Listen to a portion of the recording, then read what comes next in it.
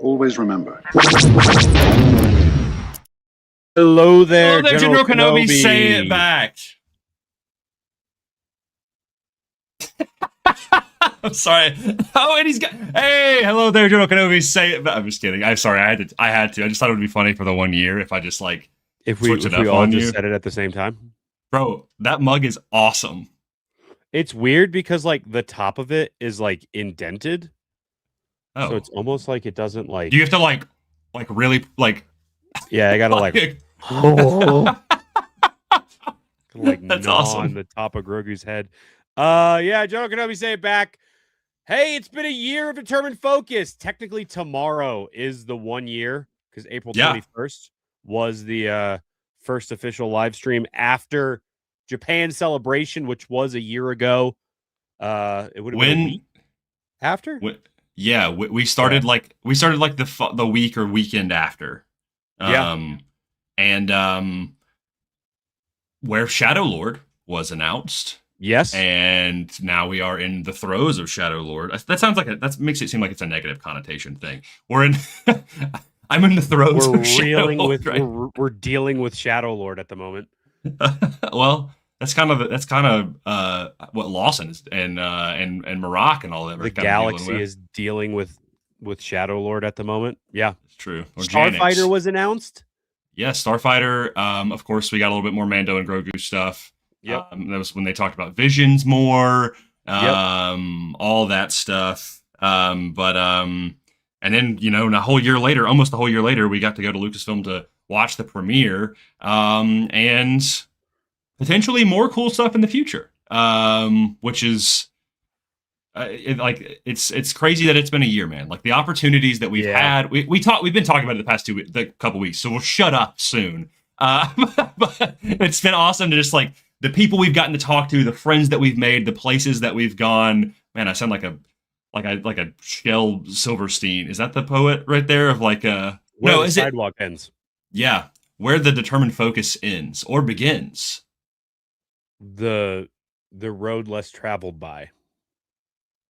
The hyperspace lane less punched in, and that's determined all the focus. Did you have to do a poetry competition in high school or in middle school? I think it was an opportunity, and I just thought poetry was kind of cringe at the time. Okay, so we were all forced to do it. We all had to do it.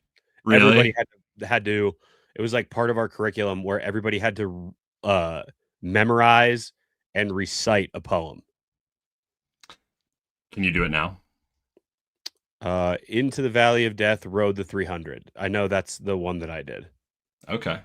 Yeah, which like a bunch of people did. And then there was that one about Abraham Lincoln, like "Oh Captain, My Captain," that was in the Robin Williams movie. Yeah. Is it Dead Poet Society? Dead Poet Society, yeah. Yeah.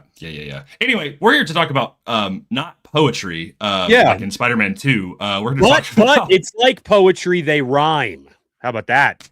I should have thought about that through line right now. Segue. Let's check in with chat here real quick because we got some Shadow Lord and some Mando to talk about, and of course, Rank Ferrix and the such as always. But let's hop in with our very supportive and lovely group of Focus Squadron. Mostly, actually, like everybody in here is Focus Squadron, pretty much. Woo! So, or if they're not, they're here so much they might as well be. So, Sonny, thank you for the cake. We appreciate you. I actually do have carrot cake in my fridge that I'm going to be eating after this. So, And Carrot Cake is orange, and X-Wing pilot suits are orange, which is how it all connects to Determined Focus. So carrots are kind of shaped like the middle of the body of an X-Wing. Should I make a Carrot Cake X-Wing? That'd be awesome. If you used like 5 carrots, and you could like build an X-Wing. I was about to say, you just like, you could get like small ones and then like slice, yeah, you can make it work. You can make it work. Yeah, make it sick. Thanks for being here, Sonny. We appreciate you. Focus number 9. We got not the Incredibles theme. Don't even talk about it. All right. Thank you for 1 year. We appreciate you, dude. Thanks for always being here and being supportive. You're the best. You're the best. Macman. We got Macman. Dude, thank you for being here. Focus 4. We seriously, like, so many of y'all have been like pretty foundational members. Like, it's hard to think of a time when you without you. No, truly. Sorry, I was fixing my new camera and setup, by the way. The setup is fixed now. Amazing what time can do. And also Will being like, this would look better. And I'm like, so true. So yeah, if you spot anything, I'm pretty happy with it. It took a little while to get around. But if there's anything, let me know if there's stuff with camera issues like focus and determined okay, I'm sorry. Stuff like that. I can always adjust it. Let's see. We got is this Gaints, Jake? Yeah, that's Jake, baby. Oh, I see Gaints. So Jake changes his profile picture like every 3 days. So that's why it's like I respect it. Never let them know your next move. Yep. Appreciate you being here, Jake. Hashtag Thank Gaints, you. baby. Appreciate you. We got Cole, the very first official member of Focus Squadron, Focus 3. And this picture will always make me happy with Focus Squadron. I love that. One day, dude. One freaking day where it's going to happen, man. I want to meet all the Ahsoka crew. I just want to give them the craziest, just like, As of now, I have done that with Amanda's Fondi, so. Well, other than Diana Lee, have we met anyone else from Ahsoka? We will this year at Rebel ScumCon with Paul. Teva. Yeah, Carson Teva, Paul Young. Uncle Iroh! Yeah. Uncle Iroh, dude. There is no Avatar leak in Ba Sing Se. Yep, that's absolutely true. And if you're watching it,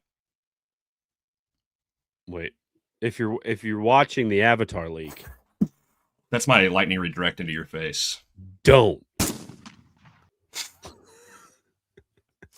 Let's see, Ryan, I feel at this point I should need to buy you a membership because you're here every week. Yeah, Ryan's always here. Yeah. Thanks for being here. Actually, you see what Ryan is doing towards the camera right now? That's what's going to happen if you watch. Yep.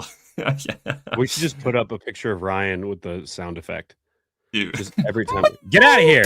Yeah. It's just the the way you said that was so like Christmas Story coded for some reason. I don't know why. Get out of here. Get out of here, kid. You shoot your eye out. Noah, we might. I do have champagne in my fridge. Should I go get some? I'm not doing that. I got a lot of water. By the way, Light Force Podcast went to go drop some merch. Do it for Noah, not for Lainey. Yep. There you go. Because Noah designed it, not her. and tell Noah that he needs to drop the baby tees modeling pics. What? Like the little crop tees that they have, the merch tees. Oh yeah. It was probably a Lainey choice, but Noah, we know you got samples and we know you took photos, so just give them to the people. Yeah, help the people out. At least give me what I want. Let's see. I'm trying to see if there's anybody else. We got a lot of talking about Maul. We're going to get to. Can I point something out? I think Gabby might be a Light Force narc. She is. I found this out, and it's really weird because I feel like low key, Gabby was like kind of our crew first, and then like now she's hanging out with my friend from college. What's going on? You're playing Sea of Thieves? Yeah. Gabby's kind of a Light Force narc now. JK, I kind of want to play Sea of Thieves with y'all. I haven't played that game in a long time. I don't even know what that is. It's a pirate game. It's pretty awesome. It's actually really fun. Anyway. A pirate game? Yeah, they did a Noah, whole. stop saying we like you're not on our team, dude. What are you talking about? Bro, he's like the symbiote. Except Laney is like the symbiote if the symbiote was just Jello. Useless. I'm sorry. It's just flubber. It's just all of the important stuff is actually Eddie Brock, aka Noah. Loki, Noah, you could probably make a pretty good Eddie Brock. Actually, like if you did dude, I've just been telling Noah I don't understand why it hasn't happened yet. Why he can't do a Frank cosplay? Dude. I know, dude. Well, he's also Italian, and he is from lives in. I'm not telling you where he lives actually. So I was doxed Noah. He lives in New York City. But anyway, thank you, Gabby. Focus Bozo. On time, 2 for 2. And dude, thank you. We appreciate you, Dagavir. You're the best, man. You're like, also go check out some of his streams. He's like, if you're a lore junkie like me, he's some of the best content. So hopefully we're getting him on here soon because I want to talk. I want to talk. Yeah. Where'd you get the mug? I got it for Steph, like in probably when season 2 of Mando came out. Oh, okay. It's a Zach mug. I'm just gonna guess Target. Yeah, to be honest, it's a safe bet with Mando and Grogu. It's like either Box Lunch, Target, sometimes Walmart. This is 2020. So that's season 2. Oh yeah, season 2. Yeah, you're right. Yeah. You're right. Yeah. Is it Road Less Travel to Robert Frost thing? I'll read this behind right now. Oh Yeah. God, I am that behind. Yeah, oh you're my behind. Gosh. That's it was like at the bottom and then it like loaded. Let's see. Everybody's saying the setup looks awesome. Thank you guys so much. Like that's very kind of you. Got more adjustments, got more stuff to display, but for now I've got my Maul corner right there, got my Kanan corner right there. Also got I got the issue for I think I can show it off real quick. I think you can kind of. I'm not gonna mess with the camera because it will take me forever to adjust the framing again, but I'm just gonna go pick it up. Actually, I posted the video today, but we got. Yeah, dude. I'm already working with him to maybe try another one. What'd you drop? Kylo Ren's lightsaber just fell on my foot and it really hurt. Yeah, that's a heavy lightsaber, dude. Oh my lord, that was not fun. All right, it's going right here. Kylo's saber's coming with me because it induced pain. Legs for free. Oh my god. Right. I actually have a pickup that I got in the mail today. Okay. I know what it is, but I just hadn't unboxed it yet. I took it out of one of the boxes. This is actually from somebody we met at Rebel ScumCon. Blank Slate. Oh, well, mine. They also have sent me one as well. Oh, yeah. But it's not, and it's at where I currently live. I do not trust things to be sitting on my porch, so I send them to my parents' house. So I go there I go like twice a week. So I'm going there tomorrow. Gotcha. Okay, yeah. Ow, that really hurt my foot, dude. Oh my gosh. Yeah, that's a heavy thing. That's gonna be bruised. So just like the box is sick. Like this is a great box. Okay, so I'm so excited to see what you get.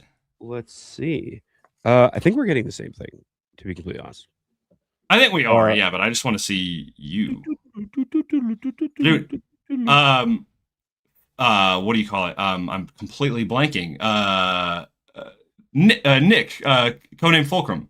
Yep. He had it at the Shadow Lord premiere. And I saw that and I was like, dude, this bag is sick. And then he told me it was from Blank Slate. And I was like, oh my God, yeah. Where Blank Slate had actually DM'd me a while back, and I just did not check my requests for a long time, and then saw it, and I was like, oh no! And I was like, yes, please. So they sent this over to me. They were nice enough to send it over. It came with a pin, so this is clear, so you can like put pins on the inside. Dude, I've got pins, bro, that I'm putting in there. Like, check it out. And then you got Maul on the back, and then on this side it says, At last we will reveal ourselves to the Jedi. At last we will have revenge. On the I like side that right it's there. I like that it's the Sith Empire logo from KOTOR. Like that's fun because that was kind of the Sith logo for the longest time before they did the Sith Eternal logo. Yeah. And then this strap is it's got Maul's face on one side, and then it's got the logo. It's super high quality, dude. So is there a zipper pouch behind the pin display? And then it's just a regular bag. And then it's just a regular bag back here. Look. That, bro. All right, I'm amped about that. Yeah, no, it's really sick. And then it came with 2 stickers. Stickers. Pin. So one big Maul, one little Maul, and then that's also the pin Maul in there. That's a sick pin. Yeah, it is sick. And then is there anything else in here? There's like a little net pocket in here, which like is cool. A phone or like little stuff. Yeah. And then it also has like a carrying bag for the bag. That's sick. Cool. And then there's a little note, which is very cool. Oh, and there's a discount code. WOTF20 for if you want to get one. People in the chat. Oh.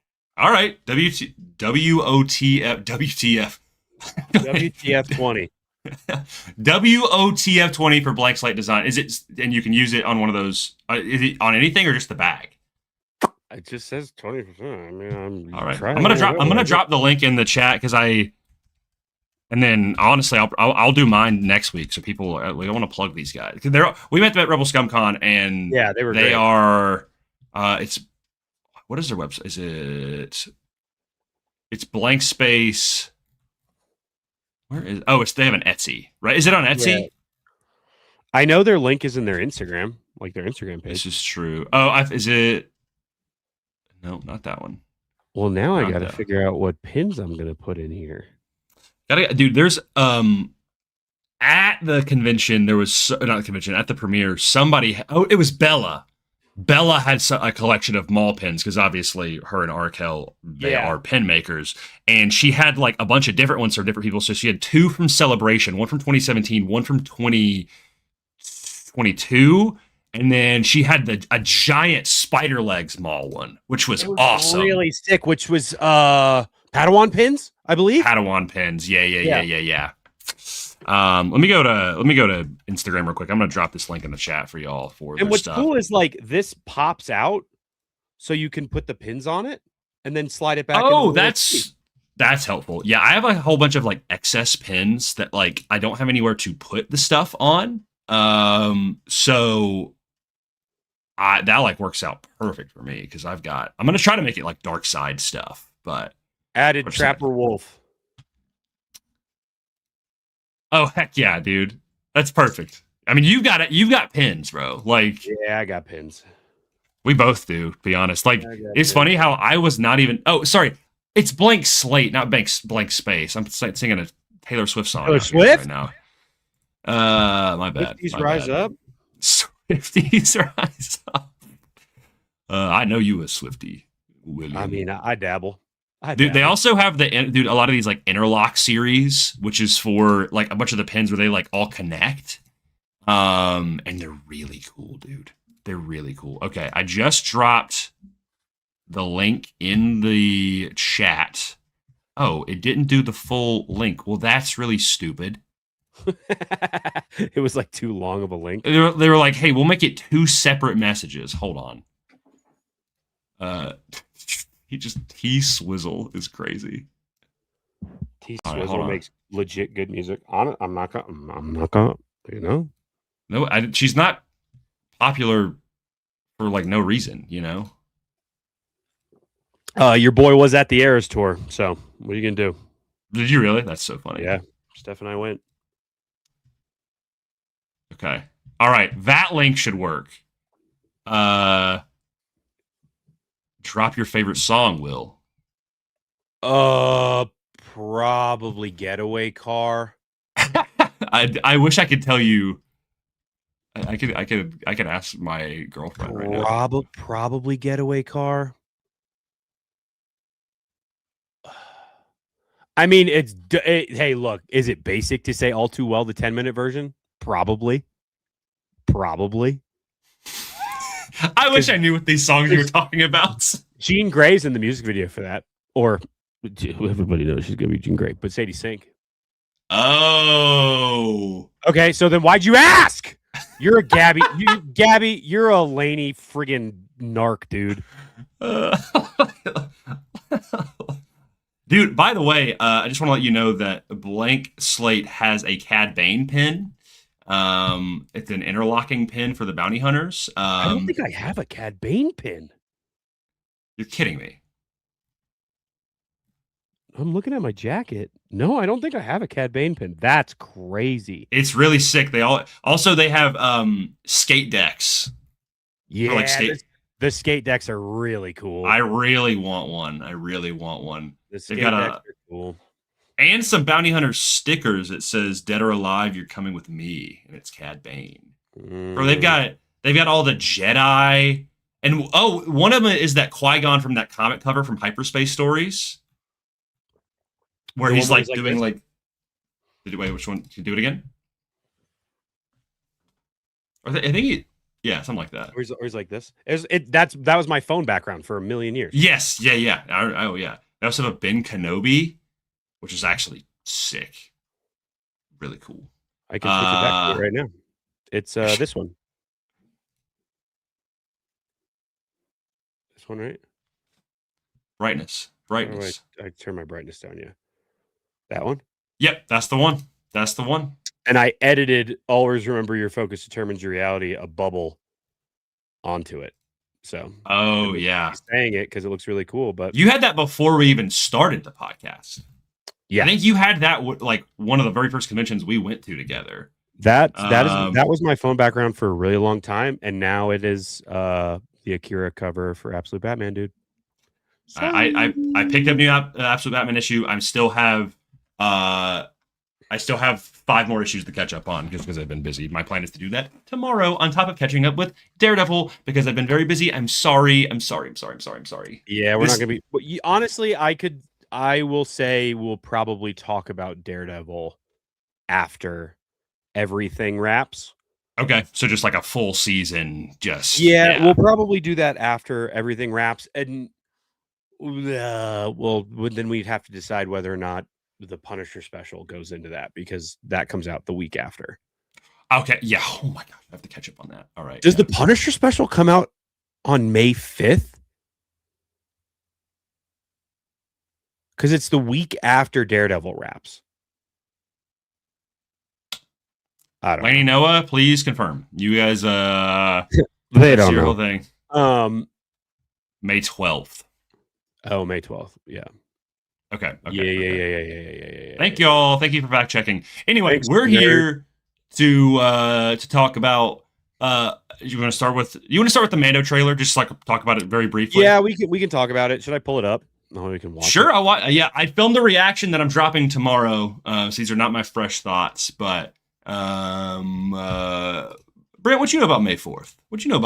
I don't know. Hey, Brent. Yeah. What are you talking about May 4th for? I also. You're repping the animation jacket, but I put some pins on here as well. I got the Ahsoka and the tablet. I got the Shadow Lord, and then I got, because I'm Mortis FM, Mortis Dagger.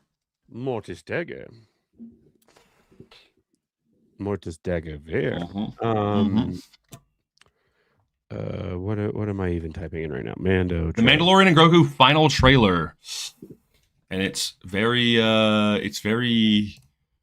emotional. This is it. And I am scared. I'm scared. Crazy if Punisher came out of Revenge of the 5th. Be so random. No. Okay.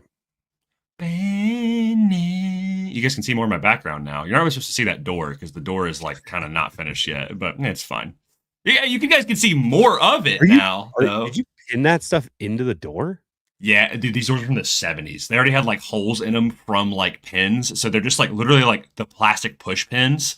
And I was like, yeah. So I almost picked up the Acolyte TVC, like the Stranger TVC.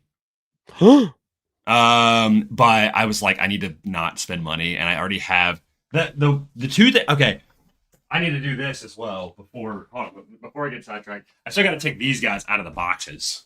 Kyle Katarn and Stranger. So I gotta find. I haven't gotten any of the Stranger stuff yet, and I feel like such a dunce. Does your Target not have the TVC? So, I don't know. This is hard to find. So I don't know if I've seen the TVC at my local Walmart. However, the Black Series I've never seen anywhere. The Black Series I got at my comic shop, and they like upcharged it by $5, and I was like, that's fine. Yeah, it's worth it. It's just a gift to get like a straight Hasbro seller. Like, yeah. Now I have found Mando and Grogu merch in my local Walmarts, like Black Series and stuff like that. Yeah, dude, the Mando displays have been popping up. There's one in Walmart, and I know the Targets have had the like side things for just the figures. But the AT-AT, like the big walker, did you see that one? It's really sick. Did you see also in the new post? We should probably go through the posters too. If you want to. I can pull them but up. one of the posters has the drop ship shuttle things from one of the toys for the AT-AT. That's Matt Ferguson's poster.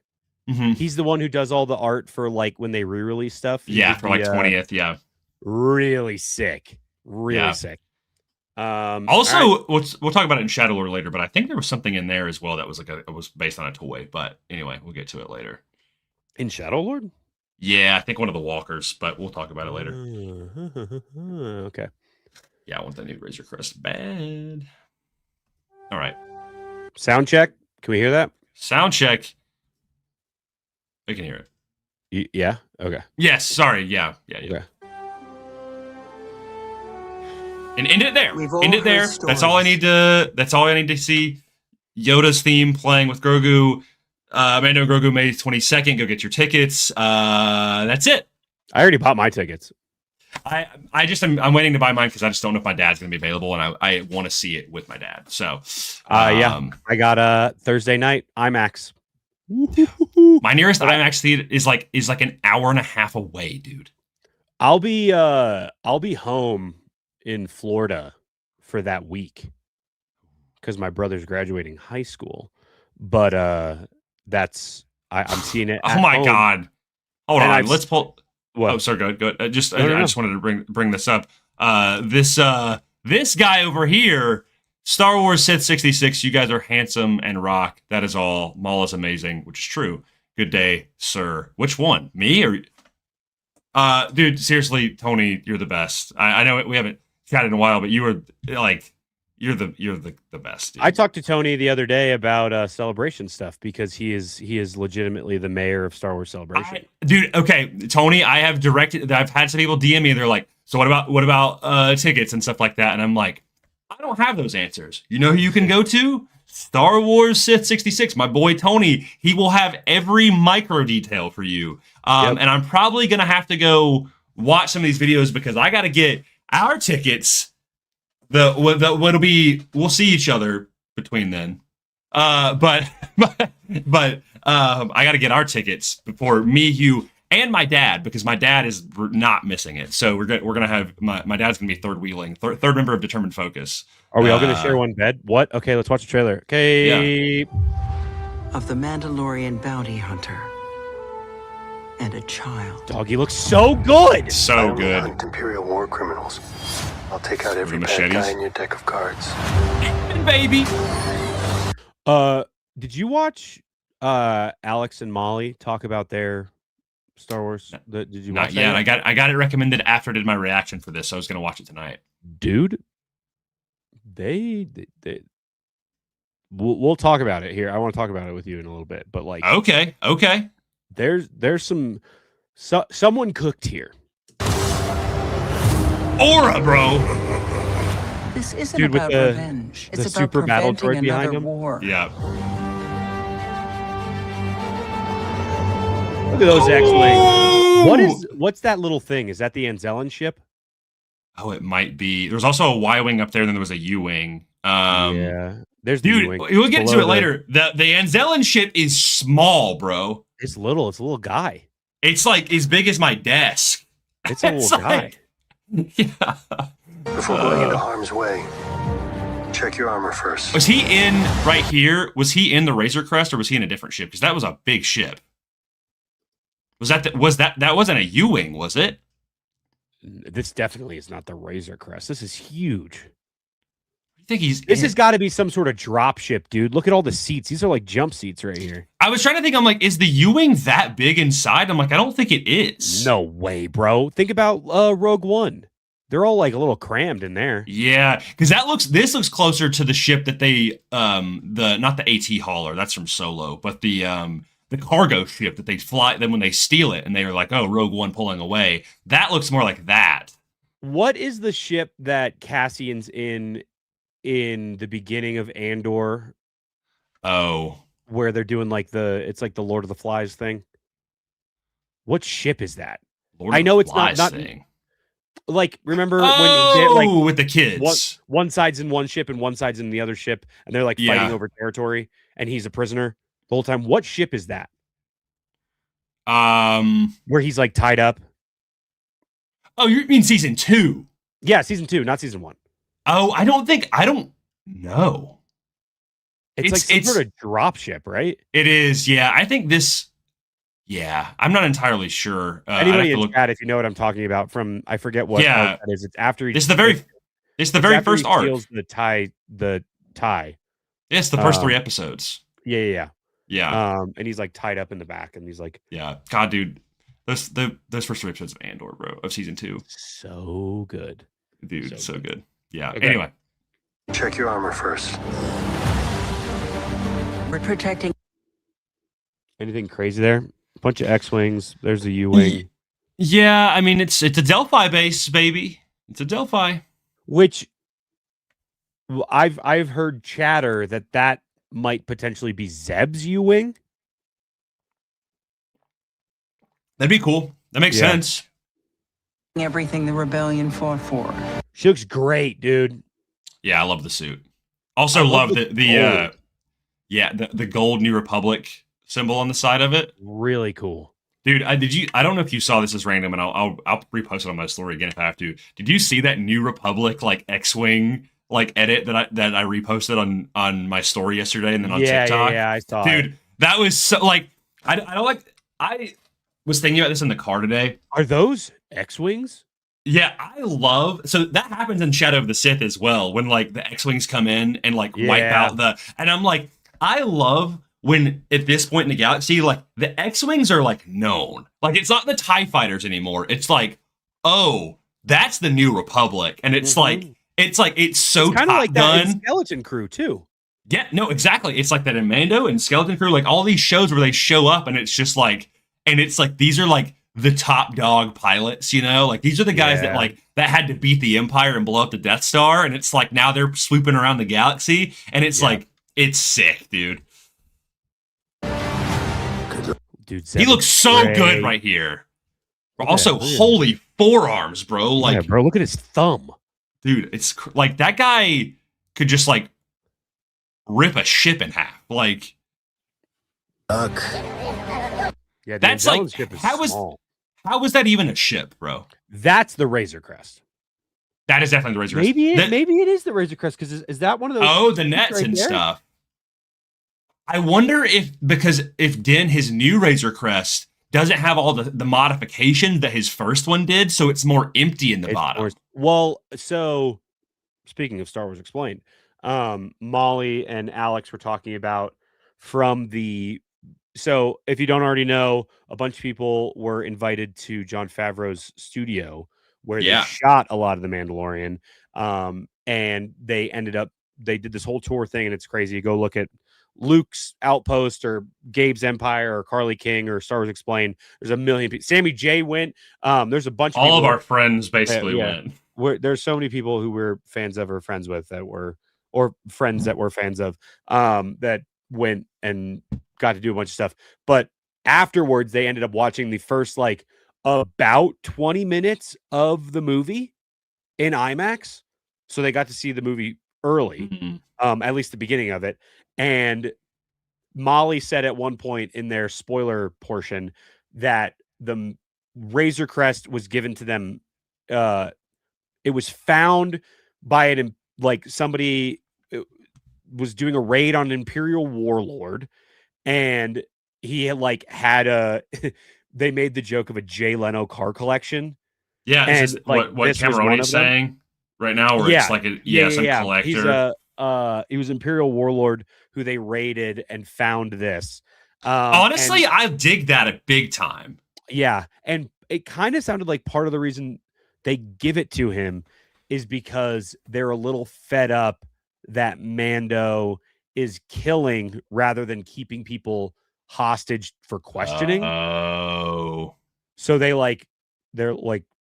it kind of makes sense because everybody has always, I mean, we've said it a million times of like, where are you going to put a bounty if you have somebody in carbonite in the N1? You can't. So they're doing it. I like this because there's a lot of times with like for comic book movies where it's like, oh, the hero just has a new suit, right? Mm-hmm. Where it's like, where a lot of, I feel like some of my favorite superhero movies, it's like they get a new suit in the movie. So think about Dark Knight, right? He starts off with that Batman Begins suit, and then he's like, he has a functional reason why he has to get a new suit. Spider-Man right? Far From Home. Well, yes, true, but potentially.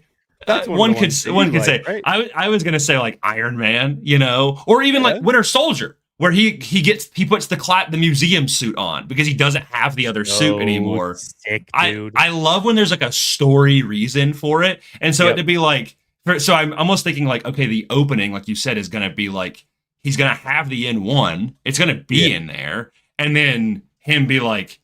And it's like, okay, now he has a Razor Crest because of this. Like it's becoming an issue sort of thing. So I love that. I think that's really cool. And hopefully over time he does get to modify it because, he doesn't have remember like in season 1 when he's freezing the dudes in carbonite? He doesn't have that anymore, It's just cool. Yeah. I like that. You're gonna need it. Dude, it's just like, how can someone be smaller than Grogu? Is this Navarro? We see a shot of Navarro later on in this trailer. It looks like his front yard. It probably is. Well, especially because we know Imbo from that other trailer is just like hunting him down. But yeah, we see an overhead shot of Navarro in just a bit. Right. Hey. Strap in. There you go, right there. That's Navarro, yeah. Yeah. Narshada. There was Rada. Yeah. So we need a professional. Hang on. What happens when you're not there to protect him? You good? Oh, dude, like the aura is crazy right there. Who's he got in that net? What net? Isn't that a net in front of him? Oh, it is. Probably, is that not Din?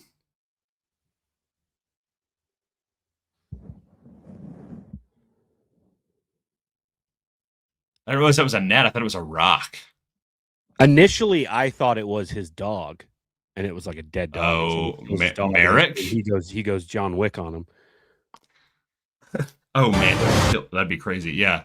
Yeah, guys, we have double Marok this week, because that's also Marok. 2 Marok, 2 Furious. I love this like sick, dude. I was about to say, I love this like kind of opaque, kind of gross. I do want. I mean, I think this is now Hutta, but I don't know. Be. Yeah, I love that it's Dagobah-esque. That's like, how is that a ship, bro? That's like one of those like electric like little Tykes cars that you get, like the Barbie cars or like the Jeeps that you buy at Walmart. That's like the Star Wars equivalent of that, bro. It honestly looks like it's the size of the speaking of Barbie cars, like the Land Speeder, Luke's Land Speeder that you always see people they did like Rosario and Shin. Oh yeah, and like what's her face is smoking the cigarette on the That also Galaxy's Edge has those. They're like small speeder right in front of the bathrooms. Over in the bazaar, there's like the 3 stack, and they're like this big. Yeah. Go. This shot right here is so sick, dude. Like the wander through the woods. You think he's gonna die? We'll talk about it in a little bit. Mandalorian, you will suffer. He did a lot of his own stunts for this scene. I watched Pedro. Yeah. Wow. Which is cool. That is sick. That makes me happy. Then it will be his turn. Monstrous. Because he was saying, he's like, a lot of times I wasn't in the suit. And he's like, I got to be in the suit a lot for these sequences. That's and fun. Like, in the water and stuff, which is cool. I'm glad, because that was like a big worry for the movie for the longest time, was like, yeah. Is he going to be able to, like, is he even going to be in this movie, you know? Yeah. Old protect the young. God, he looks so good, dude. And then the young.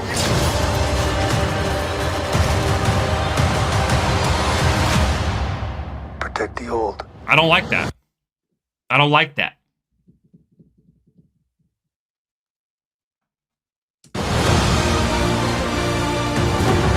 It's time.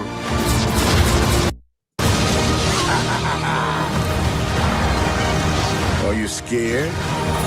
Yeah. You should be. Good job, baby. This is the way. See, why are you ending it on a final shot of just Grogu going towards the light? Why are you doing that? There's a lot of weird things that you can read into about this trailer. I don't like, because remember they said very early on it was about masters and apprentices, and that's a lot of big thing about Star Wars is teaching what you know and stuff like that. And I'm like, dog, what are we doing? I've been saying this from jump that I'm like low-key expecting Din to die in this movie. Did you see also that Pedro was talking about how like it was kind of effectively like the end of the series, that like they weren't gonna like. Imagine they kill him in the movie.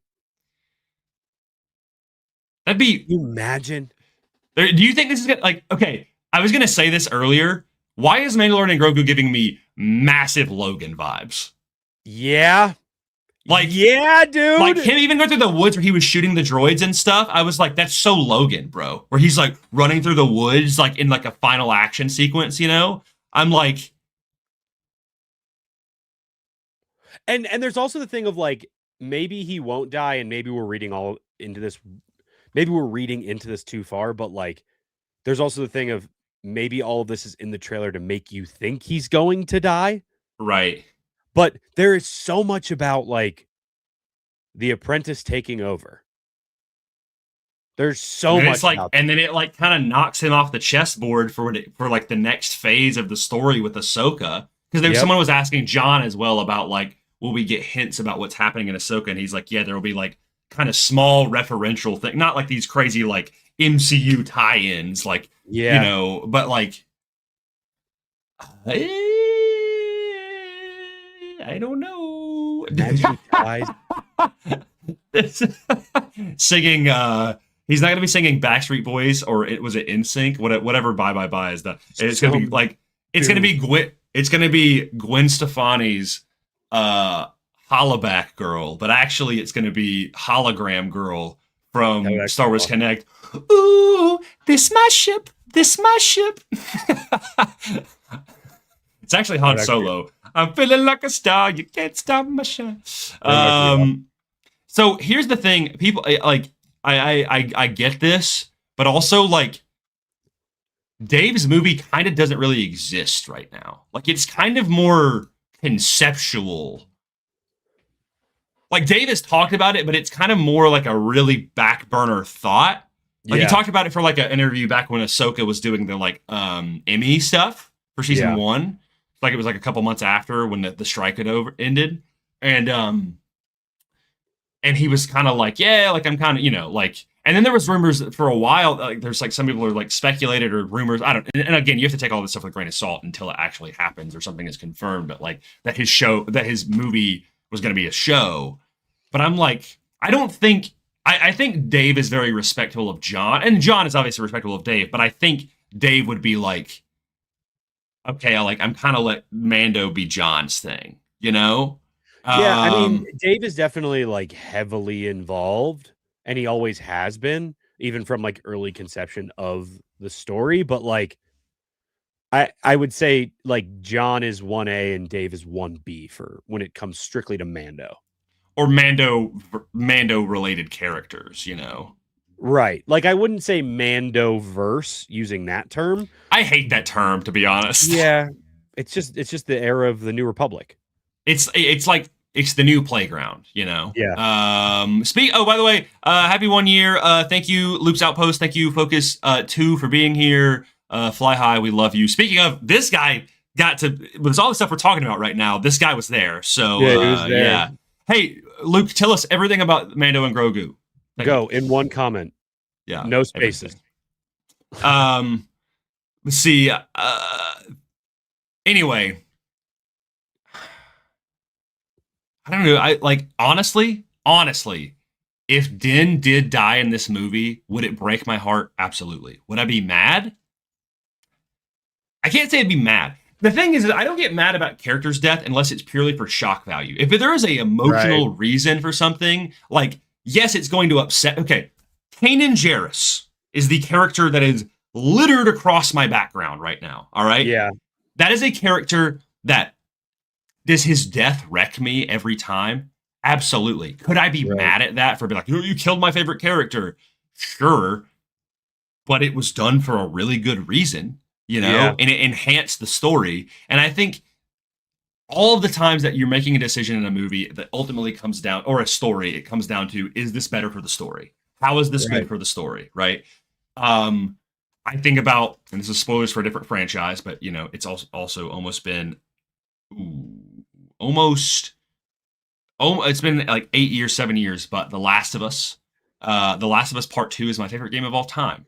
And the opening of that happens with a very significant character death. And that made a lot of people mad because people had very high expectations of what they thought the second game was going to be. I played the first game and the second game back to back, and that character dies. And it made, in my opinion, the story the best it could have been. Are there golf clubs in Star Wars? I'm sure some Imperials playing some Imperial warlords playing some golf in his office. Some like putt, Star you know, Wars golf. Like somebody can use a golf club, and I mean, at least Mando's got a helmet. Yeah. This, by the way, this is super random. I just wanted to talk about this. I bring it up later, but because for some reason in my brain, golf clubs went to Mace Windu. Not really sure why. Did you know that there was in one of the concepts for Force Unleashed, you were going to encounter the spirit of Mace Windu? No, but I also don't remember seeing that in the book. There's artwork for it. I can pull it up if people want me to, but like it's fully him, and like Starkiller has a purple lightsaber, and he's like in the depth of Coruscant or something. It's crazy. Oh yes, we do, and I wrote it down. Give me 1 second. Bodakin. It's Bodakin, dude. Yeah, Bo-Katan. No, Bodakin. Because Bo-Katan. It's yeah, because Bodakin. Bo-Katan sounds like Bo-Katan, and I'm like, it's not that. It is Bodakin. Yeah. Bodakin. Botekin. Yep. Described as the galactic version of lacrosse. Yeah. Okay, you want to see the artwork? Okay. You guys are seeing my legs again. I'm sorry. After this, are we talking Maul or are we doing Rank Ferric? Oh, it is in that thing. Yes, it is. Like right there. Gosh, let's see. There's also like this is some of the best artwork ever. Hey, Hollow Marauders, appreciate you being here. Hey, thanks for being here. We love y'all. I don't know what amalgamation of the three of you wrote that chat, or if it's just one of you, all three of them, all three of you, or two of you out of the three. I have no idea. We appreciate all three of you. They are not a dyad; they are a triad. Here we go. See that? Oh, duh. Yeah, I have seen that. It's pretty sick. And it just says the bottom, and it's, of course, Amy Beth Christensen, who is one of my personal heroes, and one day I hope to get to meet her. Speaking of ABC, the walker that is used for the standees, like the displays for Mando and Grogu, somebody posted a like side-by-side with pretty much the exact same framing of one of the AT-ATs that she did for Rebels. And it's like the exact same thing. So people think it might have been flipped and used for the framing for this, which is very cool. In the poster or like the ones in theaters? In the like when you're at Walmart and you see like the AT-AT in the toy section and it's like sideways. Yeah. That AT-AT, I'll see if I can find it. Like there's a photo of a Rebels AT-AT that she did that is almost exactly the same. So Okay. That's really cool. I like that. Oh my gosh. Yeah. We got another hero of mine. Hey, let's see here. We got Bryant over here. See that little symbol? That's all you gotta know. That's all you gotta know. Dude, thank you for the support, man. We appreciate you. Thanks for popping in. Oh yeah, end cap. There you go. We're back to Star Wars end caps, baby. My stores never have them though. It's kind of buns. It's kind of cheeks. Anyway, anything else about Mando and Grogu that we want to mention? There's nothing else really that like is crazy that I wanted to talk about.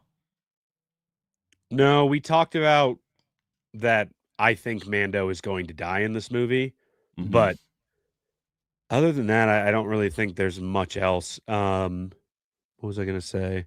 There's a bunch of spoiler stuff. God. Like, dude, people watch the first 20 minutes of the movie, and there's a lot of people talking about that. But rather than us doing it, just go watch those people. Star Wars Explained. Molly and Alex did it. It was a great. They're the best. They're the best. And they're going to be at Rebel Scum Con. Woo! That's true. Yeah, I'm so excited. I have not.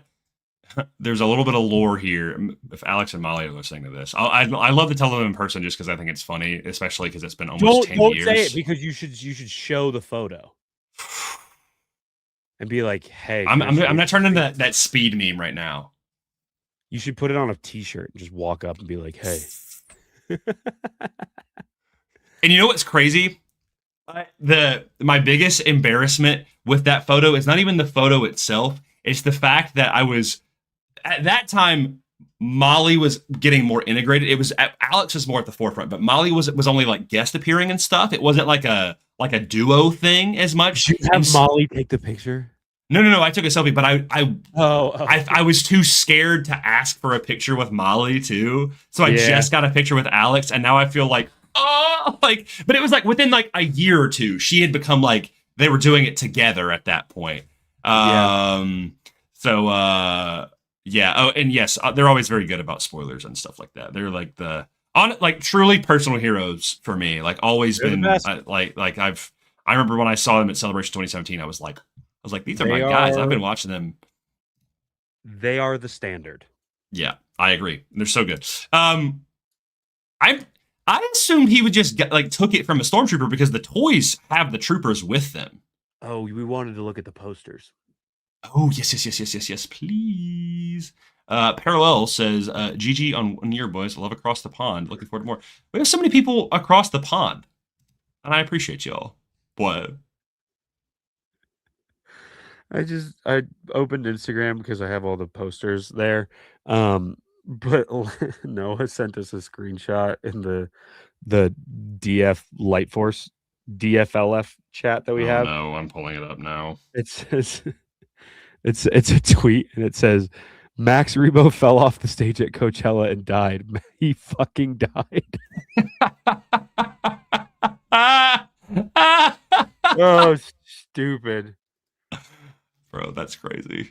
That's awesome.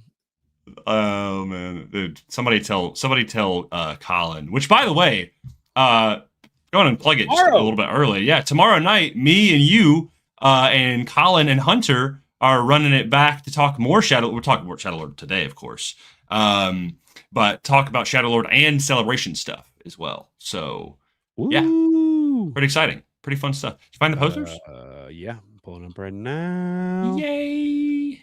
Okay. Oh yeah, I forgot you. This poster is sick, and I want it. Really cool.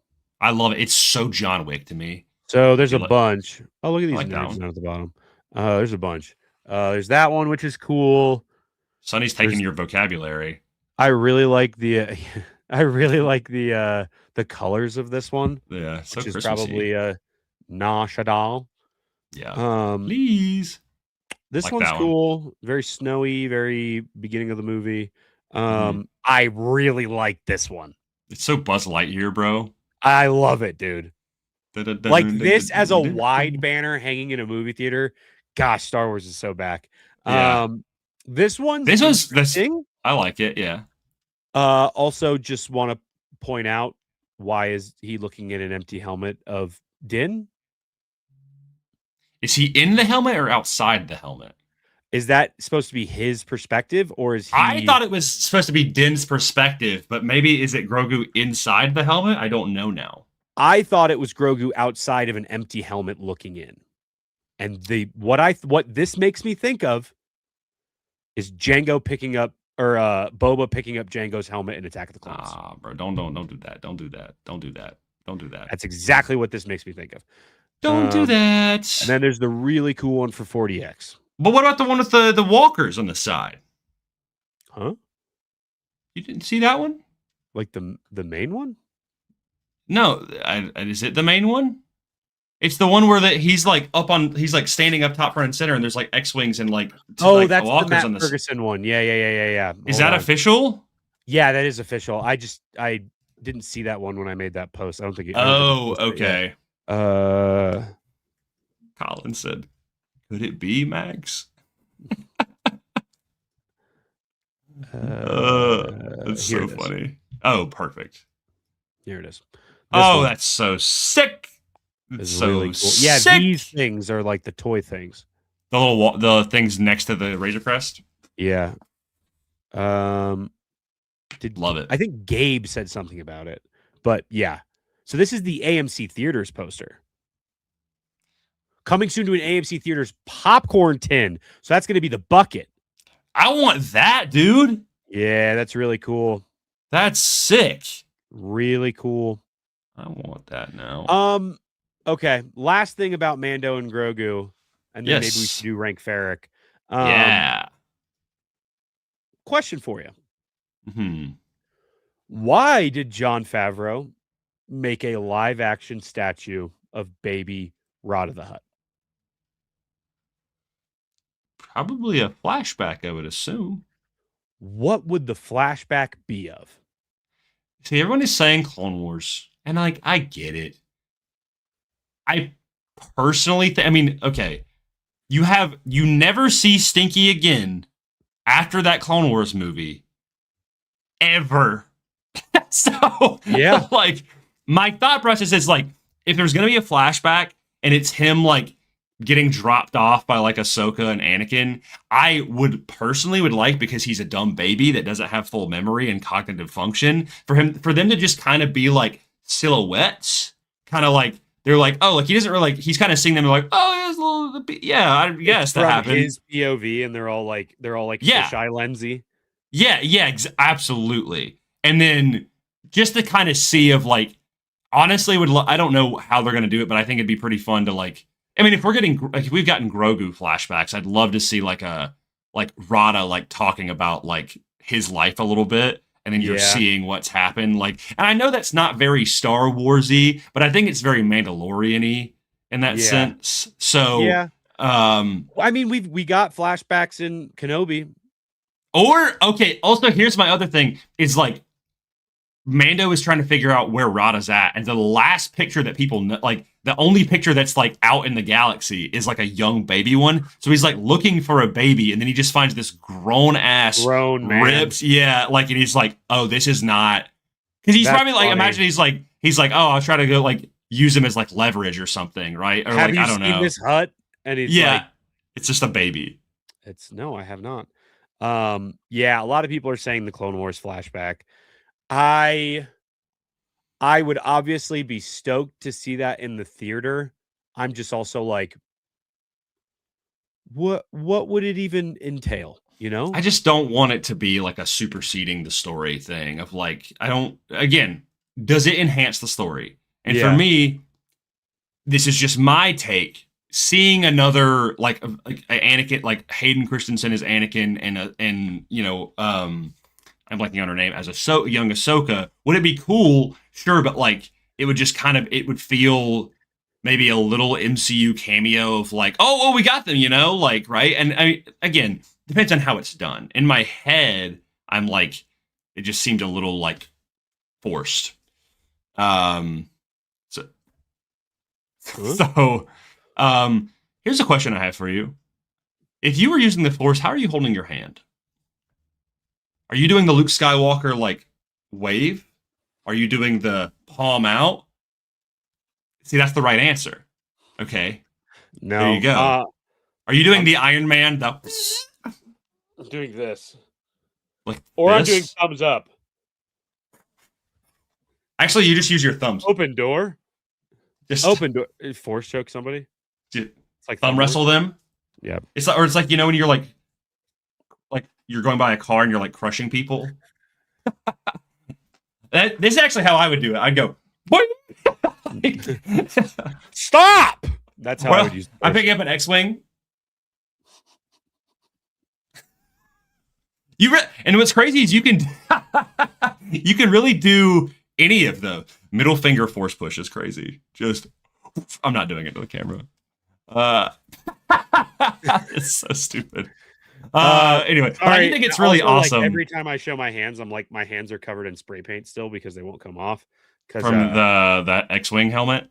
Yeah, because I did a little DIY project over the weekend. You want to show that real quick? Yeah. Is it? Oh, yeah. The bike helmet. I forgot that I left it up here. Yeah. So was gifted a bike over the weekend, and gifted. That's awesome. Yeah, and I needed a helmet, and I've been trying to. Grayson and I are eventually. Oh, did you already get them? I already had mine. I ordered yeah. Oh, this one. Will be eventually commissioning these into Focus Squadron helmets for us, for our own specific X-Wing helmets. But until we do that, I also have never really done a project like that before. I did this on a bike helmet. Crazy, and bro. Actually insane. I made it look like old like Gendy style because it's got the YFDYR on the sides. That's how it looks from the front. And then on the back is the Tiger Shark. That's insane, bro. So it came out pretty good. I mean, it is like busted.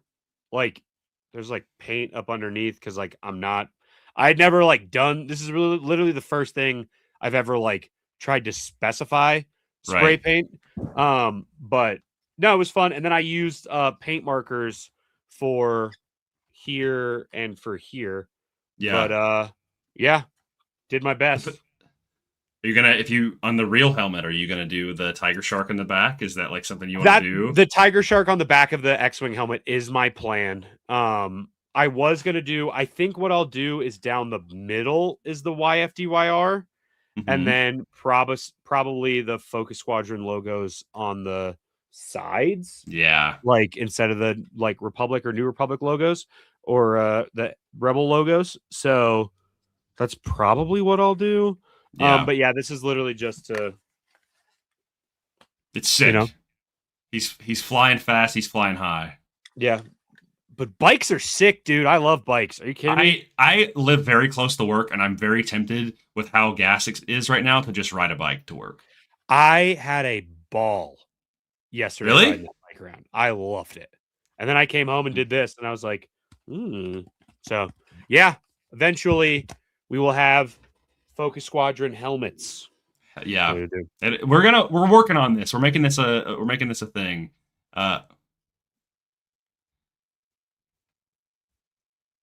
Maybe we need to work on this. Maybe we need to work on this for a day. Is that crazy Is that crazy turnaround time though? Nah, it's easy. If we focus determinedly, we can do it. If you hear a train passing by, it's because I live next to train tracks, and I'm sorry. If you hear a train passing by, it's because I'm about to get hit by a train. Like a green screen put in. You remember like that action movie like on the iPad where it was like you hit him with like the missile or something? Tongue's a horde driving a train. If Mando and Grogu came out when that app was popular, you would get like a thing where the Razor Crest would like fly by, and then Grogu would be like, and that would be it. All right. Right, fair. Probably get into the thing that everybody's here for. Where is it? Which one is that? It's right here.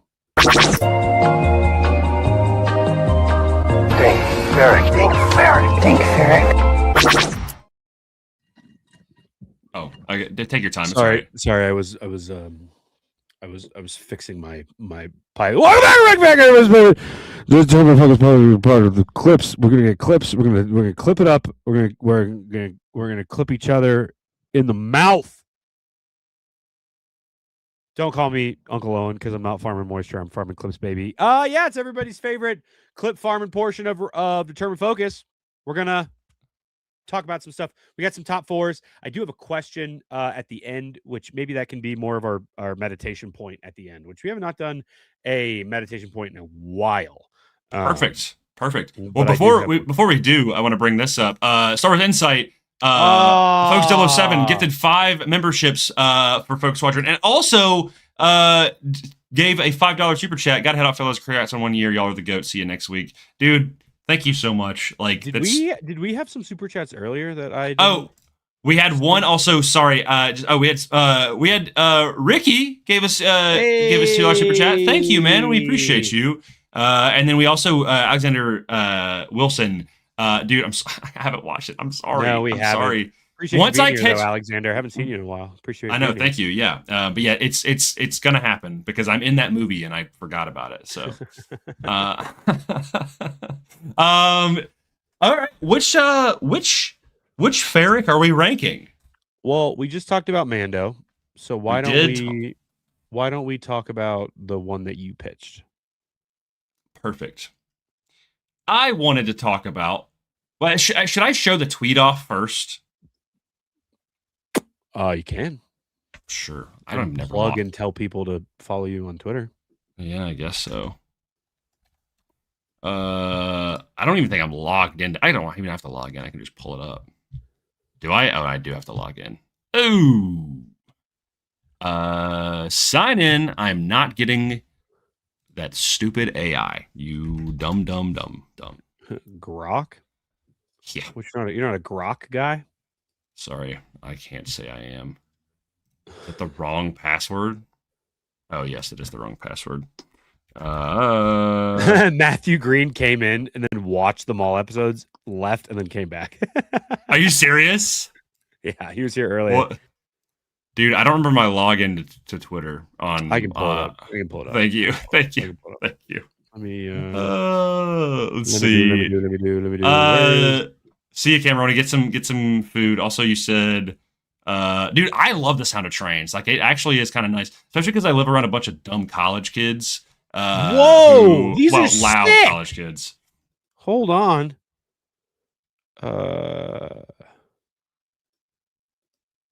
What are sick? Dude, sick? Look at these. Are those Legion minis? Oh, for the Mandalorians. And look, Sam, those are Mandalorians. Oh my God. Well, I didn't even see that at first. That's awesome. Those are sick. Those are sick. I do really like those. Well, that kind of leads into our discussion. Kinda. A little bit. You said you have to apologize, dude. I'm glad you watched the. Oh no, dude! We've just been yapping so long. That's funny that you're able to watch 2 episodes of Shadow Lord and then come back. Here it is. This tweet blew the F up, like, for no reason.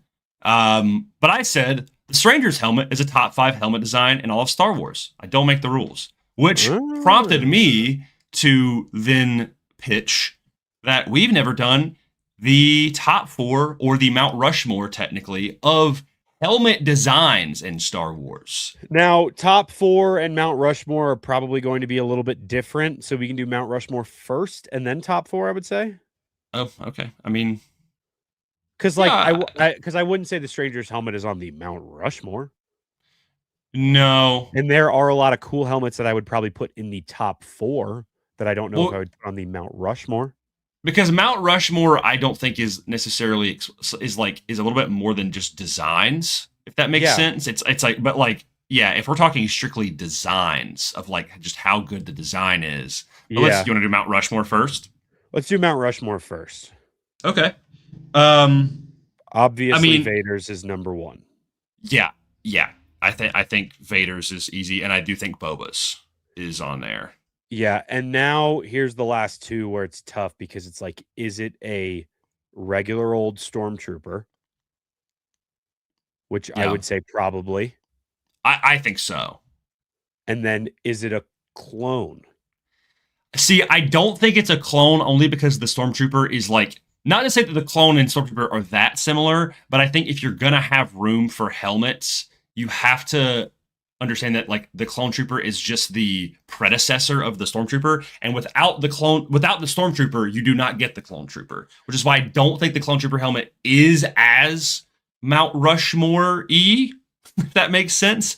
But I would say that something like a Rex's helmet would, because as a clone helmet. Yeah, I do think we have to have some sort of clone on the list. I think Rex's would make it because it takes aspects from OG Jango. I mean, not Jango. Yeah. OG Boba with the J guys and stuff. Yep. It has the rough war. And I'm talking like later, like prime Rex helmet, as in like it has phase like the 2 clone. The right. phase 2 with the welding and stuff like that. That I think is kind of it is the face of like individualized clones. Yeah.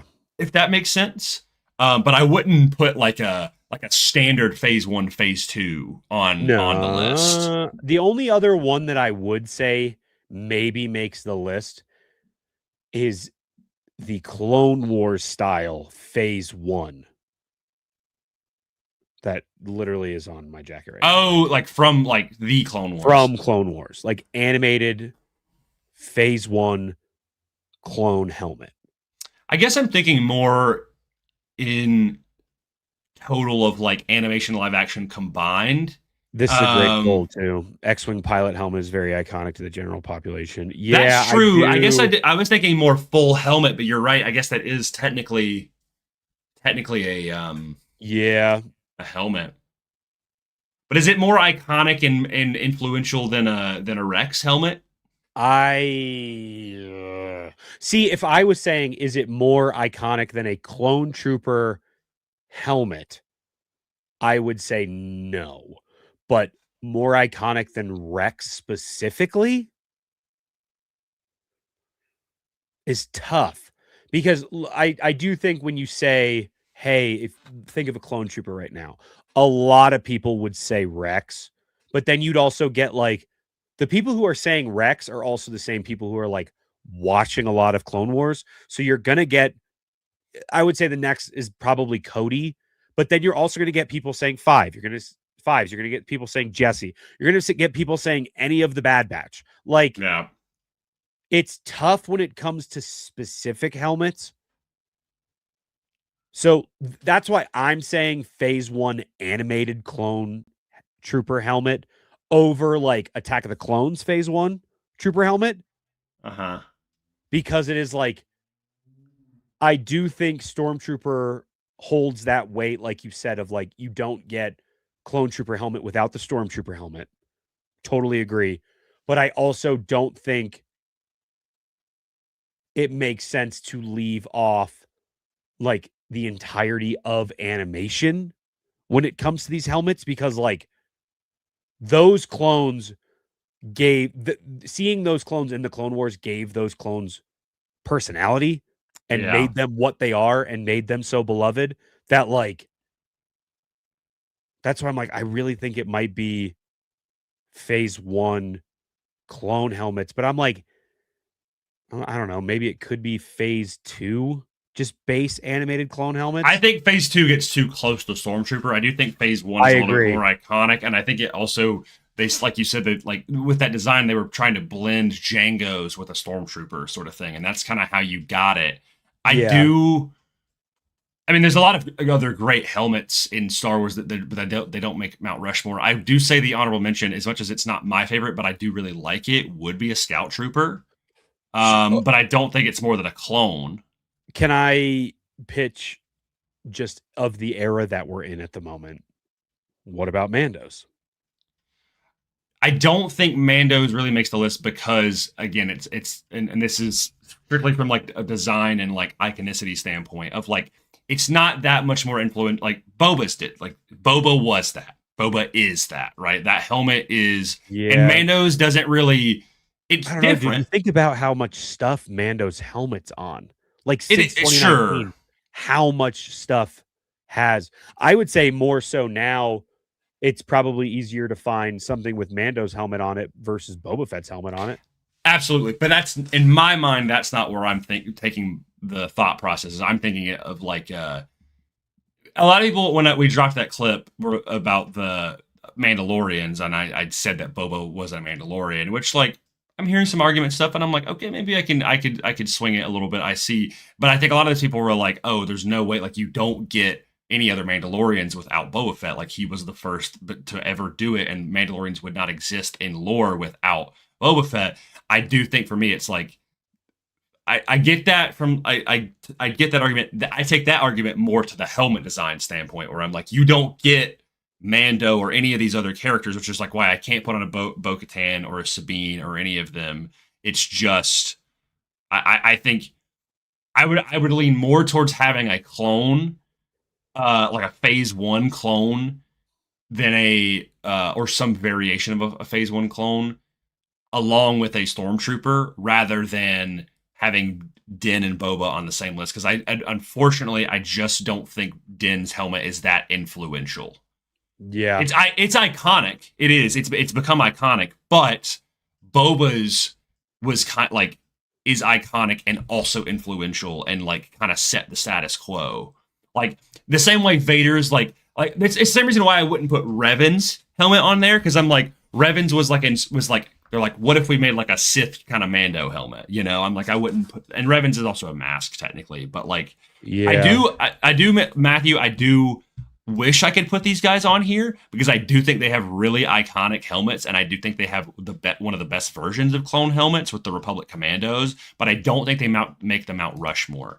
There's also one we haven't talked about either, and again, I don't think he makes the list because he's intentionally supposed to be ripping off Vader, and that is Kylo Ren's. But I do not think it's more than a clone. I don't think it's more than Rex's. I don't think it's more than an X-Wing. But my grievance earlier with the X-Wing helmet is that it's cool. And it is iconic, I would say, but it doesn't really I don't think it stands out amongst the pantheon of other Star Wars helmets, if that makes sense. I don't think it really stands up next to a Scout or a clone or a Stormtrooper or a Vader or a Boba of yeah, I mean, I guess there really isn't the way that there is a base clone trooper helmet, there's not really a base X-Wing pilot helmet other than Luke's. Right.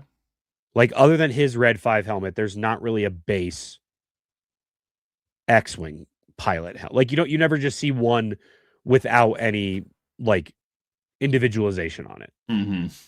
So okay. So I am pretty firm and comfortable saying the Mount Rushmore of Star Wars helmets is Vader's, a Stormtrooper, Boba Fett's, and an animated specifically just Phase 1 clone trooper. Yeah, that sharp, angular. It's in the Lucasfilm Animation logo. It's on the jackets that we have. It kind of, in a weird way, is the face of Star Wars animation. But it's weird because which is kind of some crazy clout on its part to be it's so motivational that it's the face of an entire department. Dude, is kind of crazy. So I honestly don't hate that list. It's literally on the 20 years, it's built into the O of the 20 years. And also when you just, and even before Lucasfilm Animation, it was kind of the face of the Genndy Clone Wars. The clone helmet. You're like, oh yeah. You think about Fordo and you think about all those other ARC troopers running around. Yeah. Yeah. $4.99 for MacMan. Gotta run, Commanders. Congrats on 1 year. May the force be with you always. And of course, your focus determines your reality. Focus Force signing off. Appreciate you being here, MacMan. Thank you. Luke, what do you mean you have good news? What does this mean? What's your good news? Can you share it with the class? Too bad we can't count Grievous's head as a helmet. Oh, is this the whole debate in the Beyond the Dune Sea show? That's funny. Yeah, they just were talking about Connor said did the best. Also big gold standard template for us. Did Luke text us? I was looking. I don't think I got anything. I don't know what he's talking about. Thank you, Andrew, by the way. I appreciate the setup. Hopefully you've been well, man. I haven't seen you in a while. Loving the profile picture. Again, happy delayed Superman Day, by the way. Should we do the top 4 now? Just the top 4, the coolest? Yeah, just the coolest designs. Yeah. I think so. See, here's where I'm going to say I think Rex does make this. I was going to say Rex. I was going to say a Maul DeLorean.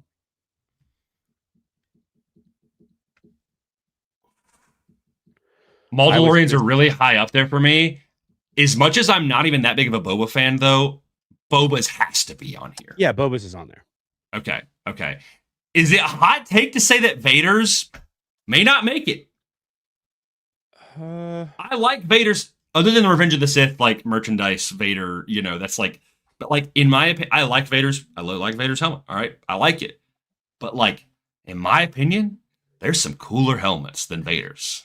Yeah, I think it's also that thing of like, you've seen it for your entire life that it's like, do I just like stuff more than that? Because that's literally the thing that I've always known.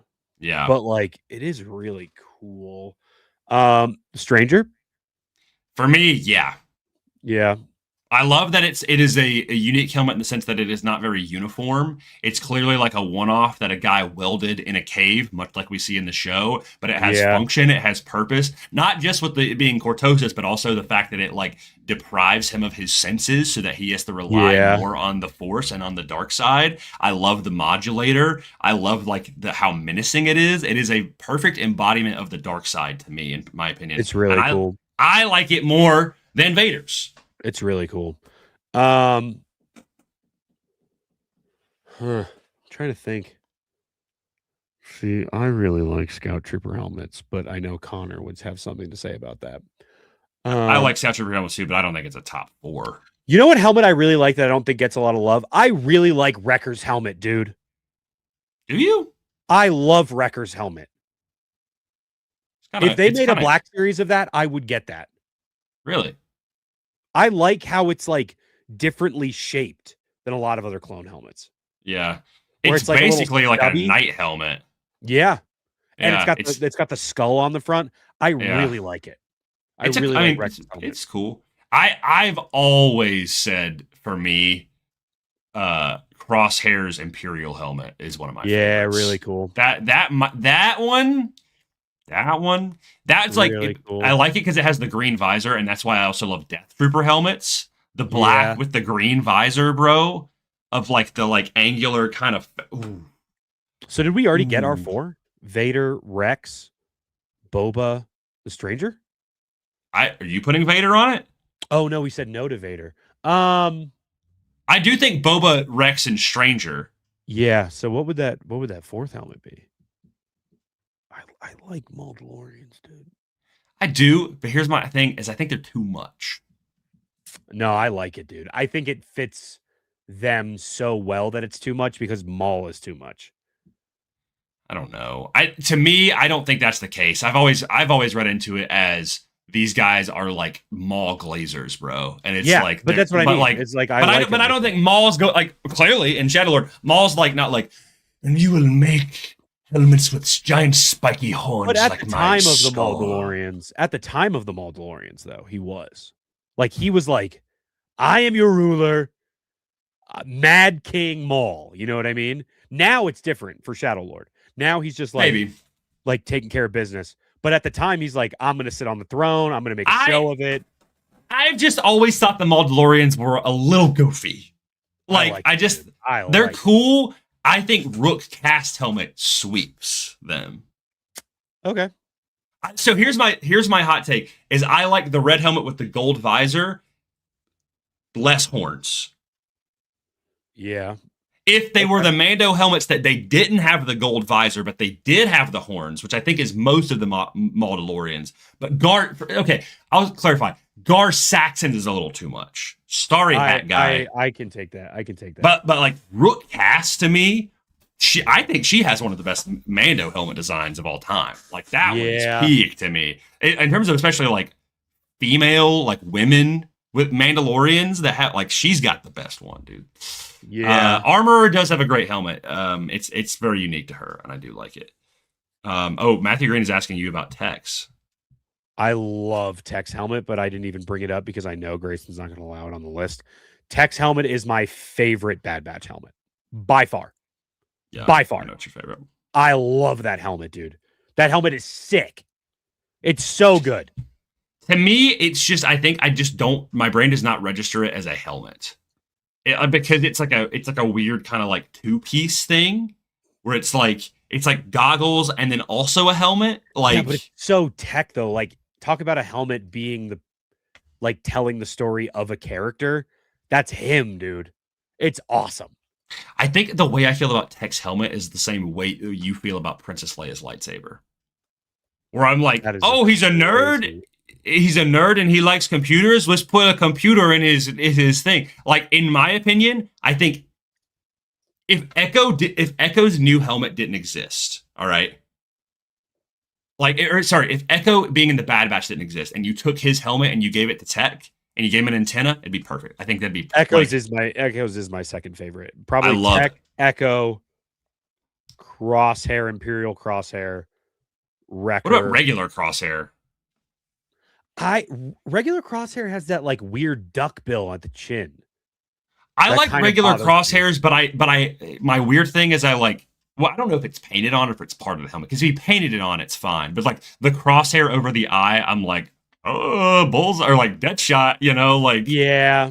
Whereas I'm like, it'd be now if it was like a one-eyed, like, bro, you know what they should have done? I get like, I'm shocked they didn't do this for story reasons. I almost knocked my computer over. I'm surprised they didn't make Crosshair lose an eye. Yeah, that would have been cool. Yeah, but I guess there might be like a Kanan-esque. Like they had to take the chip out of his brain through his eye or something like that. Oh, that would have been crazy for animation. Okay, so we're saying what about Cody's? In top 4 like designs? I think Cody's is great, dude. With the visor. It is really cool. I don't know if top 4. So then what would the fourth be? It's hard for me to get out of clones because like obviously all of them have helmets, but I'm like I'm pulling a Connor when we do this. I'm like comment Sith Stalker Starkiller helmet. That's a great helmet. I just think it's a little, and it's awesome, but it's a little too Mandalorian in the sense of like it's cool, and I really like the helmet. Like I always refer to it as like the microphone on his where it's like the little yeah, it's cool. But we haven't said Revan yet either. Revan's is cool. I do like Revan's, but again, it's a little too. When I look at a helmet and I see too many similarities to it's just like it's just thin line visor, and the reason that's why Strangers then sent out to me because that thin line visor is like barely an aspect. It's like you can actually see eye indentations, and it's got the teeth, which like people don't like the teeth for some reason. The Stranger's helmet is insanely cool. This is not in my top 4, but I really like a Temple Guard. I know it's a mask kind of helmet sort of thing, but I really like the Temple Guard with like the 2 square eyes and like the ornate of it.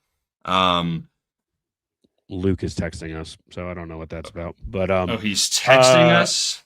I don't know what the 4th is. What the heck is that 4th helmet? It's tough, man. That is tough. I personally would not put any other clones in that top 4. I do have a crazy pull, but it's only because it was a concept for Boba Fett, and I don't think I can put it in top 4. But for me, the concept for Boba that was later used for not Moralo Evol. Who was the bounty hunter that Obi-Wan cosplayed as? The bald guy. Oh my God. What is that guy's name? Because he's got the John Marston vest, and then he's got the really sick Rako Hardeen. Rako Hardeen. Personally, I was for right me, there. I had it. Yeah. Good job. Everybody clap. Everybody give cake to Will. I had it. For me, Rako Hardeen's helmet is a top 4, but it's not. Again, that's a personal for me. Like, yeah, and you don't really see it much too. No, but I the fact that it was like the original, like little like the kind of poking out T with the antenna of like I've always thought if Cobb Vanth got that helmet, like, because he doesn't have any armor. If they brought Cobb Vanth back, if he got a set of Reiko Hardin's armor, I'd lose my mind. I also don't hate Canon Bane. Yeah, I do like the samurai helmet. Mainly because I like that because I'm like, when I see it, I'm like, oh, you could see how Palpatine could like use that as inspiration for Vader's helmet when he was like, which also, I've never thought about this. Palpatine had to have had that Vader armor commissioned way in advance. That like he got it commissioned in a matter of days, bro. Like that there's no way. Because it's also built in with the fact that like it like. I guess we really don't know how long he was like being worked on. Guess not. No, I mean, like how long he was on life support. You know? Yeah, life support is crazy. Okay, all right. Let's lock this in here. What? Okay, if you had to fill the 4th spot, what are your top 3, just personally? But top 3: Cody's, Maul DeLorean. I do like Tex. Trying to think of like Inquisitors. Marox is awesome. The Crow is a mask, not really a helmet. I love the 7th sisters. Sorry, second sister,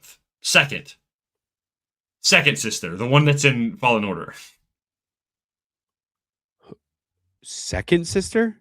Yeah. The big Dex looking lady? That's 9th sister. 9th, that's what I'm thinking of. Second sister is Trilla. Yeah.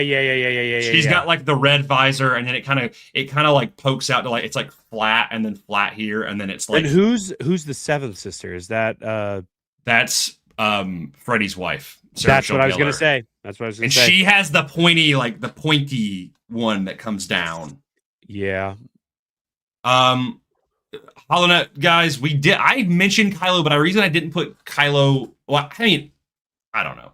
I really like Kylo's. Especially when he takes it off too, but I do am like, speaking of Kylo's, like I like the Strangers more. Right, yeah. It's like the Stranger kind of does Kylo's better than Kylo's. I agree. Dude, imagine if Kylo had a Stranger type helmet. That would have been crazy, dude. Sick. This is rough, dude. I don't like.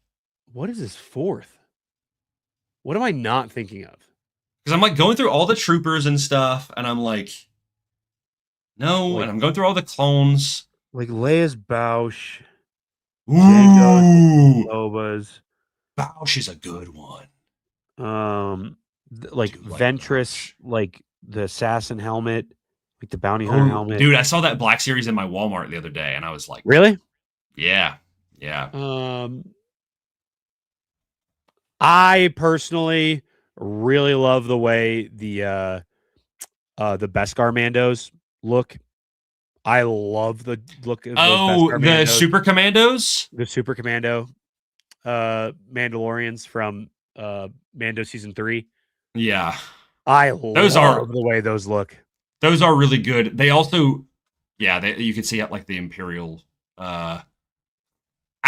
not a crazy take. Side on Athano. That's a fun one. HoloNet Marauders.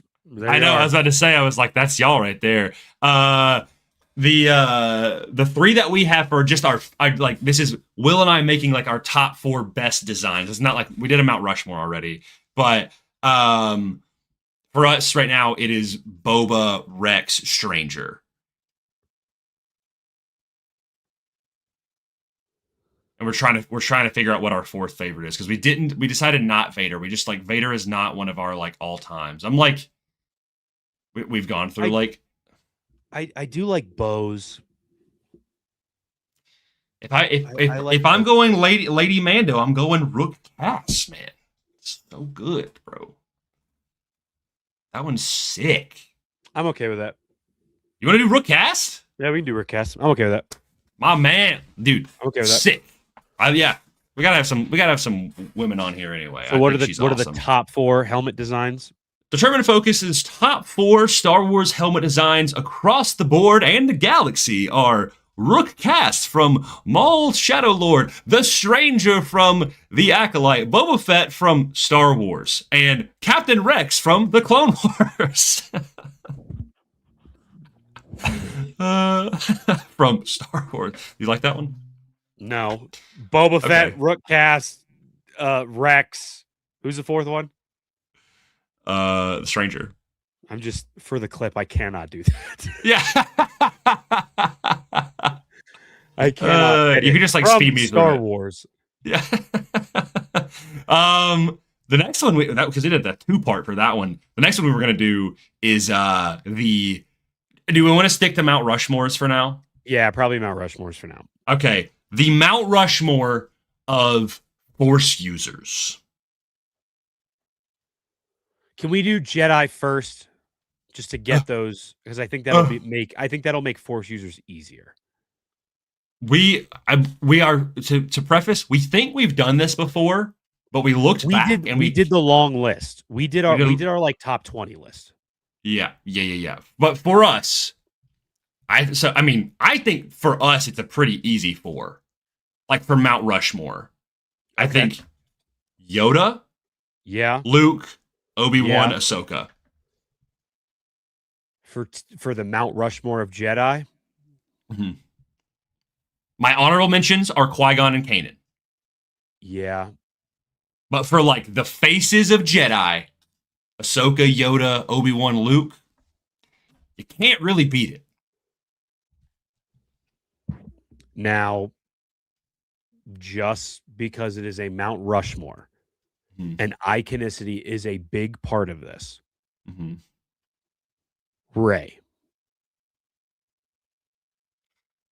She is a very close 5th. But I think all 4 of these are far more iconic than her. Because, look, there's going to be people in the comments of, oh, Rey. But and I'm not saying that she's a better Jedi than any of the 4 that we listed, or any of the 5 that or 6 that you listed. No. I don't think she's a better Jedi than any of them. I mean, obviously, based on training and stuff like that, she's not. I think she's great. I love Rey. But based on iconicity, she is the face of a Jedi. She is the Jedi face of the sequel trilogy. I agree. I just think because of how much weight the OT has, and because the prequel trilogy includes Yoda and Obi-Wan, they immediately should have the list. Luke is kind of the first main protagonist ever, and I think in the Star Wars space, people regard more of Ahsoka rather than they do Rey. I just don't think, because here's my thing, is I would say Rey, but then it's like, okay, then who do you knock out of the list? And I'm like, I can't knock out any of these guys. Yeah. Then to your Boba Fett not being a Mandalorian point, Ahsoka does not identify as a Jedi at the moment. Yeah. What do you think? I think Ahsoka, because I also think Boba for the Mandalorian list, but like, so I think Ahsoka is on there. It is that thing of like, it is tough when you say, who would you bump off? Also, just throwing it out there, Anakin Skywalker is not on this list. Like, now that we have a list that's coming up where he will make it on there, but we'll get there in a second. He is not on this list. So I don't know.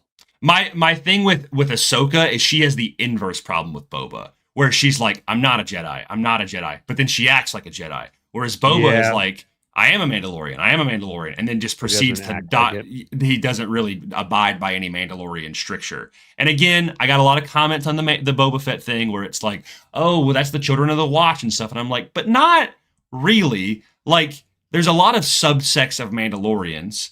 Like, for example, I kind of put Death Watch in the same group as Boba. I think Death Watch is way worse than Boba, but they're kind of terrorists. They are an organized group that are these Mandalorian commandos that just go and blow stuff up, right? The Children of the Watch are an extremist group. Bo-Katan says as much. There is a fine line. Honestly, the best fine line example would be the Wren family. That's Mandalorians for you right there. Sabine Wren's brother and mother, like Ursa and Tristan. that's where it's like, okay, that's kind of the baseline for Mandos right there. But then like bro, Gar Saxon, like is, you know, like that guy's a clown, bro. Like, so even though I love his design, I love his armor. But anyway, so I think that's my thing with Ahsoka. And I will say, I do think Ahsoka at this point in time, in my interpretation, and this is why, and again, this is why it's subjective, I think, is that by the end of Ahsoka, she doesn't outright say it, but I think the acceptance of her master and the acceptance of training Sabine is her being like, I am a Jedi. Yeah. I thought I wasn't, I totally but I am. agree. Yeah.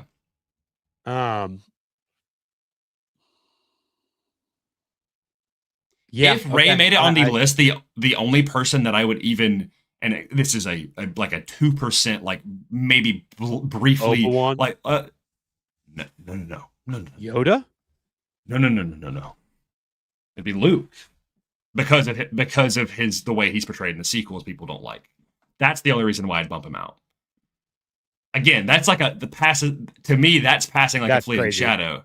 But I mean, to your point though, it's like I disagree with it, and that's why I'm not doing it. But I'm like, yeah, I guess. But I'm like, if we're talking about sequels, it's like, because my thing is, I'm like, okay, the combined story of the prequels with Yoda and Obi-Wan makes them like immediate yeses on the list. Ahsoka with Clone Wars and now her longevity and her story makes it immediate yes. Luke from the OT, absolutely. But then a lot of people would say because of the sequels that he doesn't make it on that. I disagree.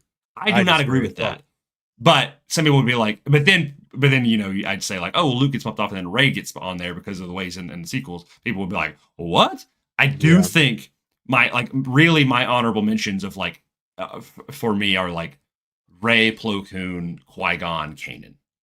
That's like the B list, you know, not the B list. That sounds bad. That's the A2 list. The A1 sauce is. There's a world where Mace's name is thrown around a little bit.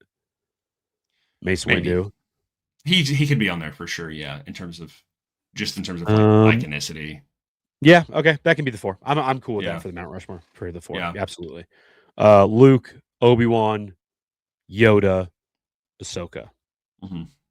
Yeah. Okay. Do we want to save the other ones that we had planned for next week? Because we are already at almost 2 hours and we haven't even talked about Maul yet. Yeah, let's save them. Well, okay.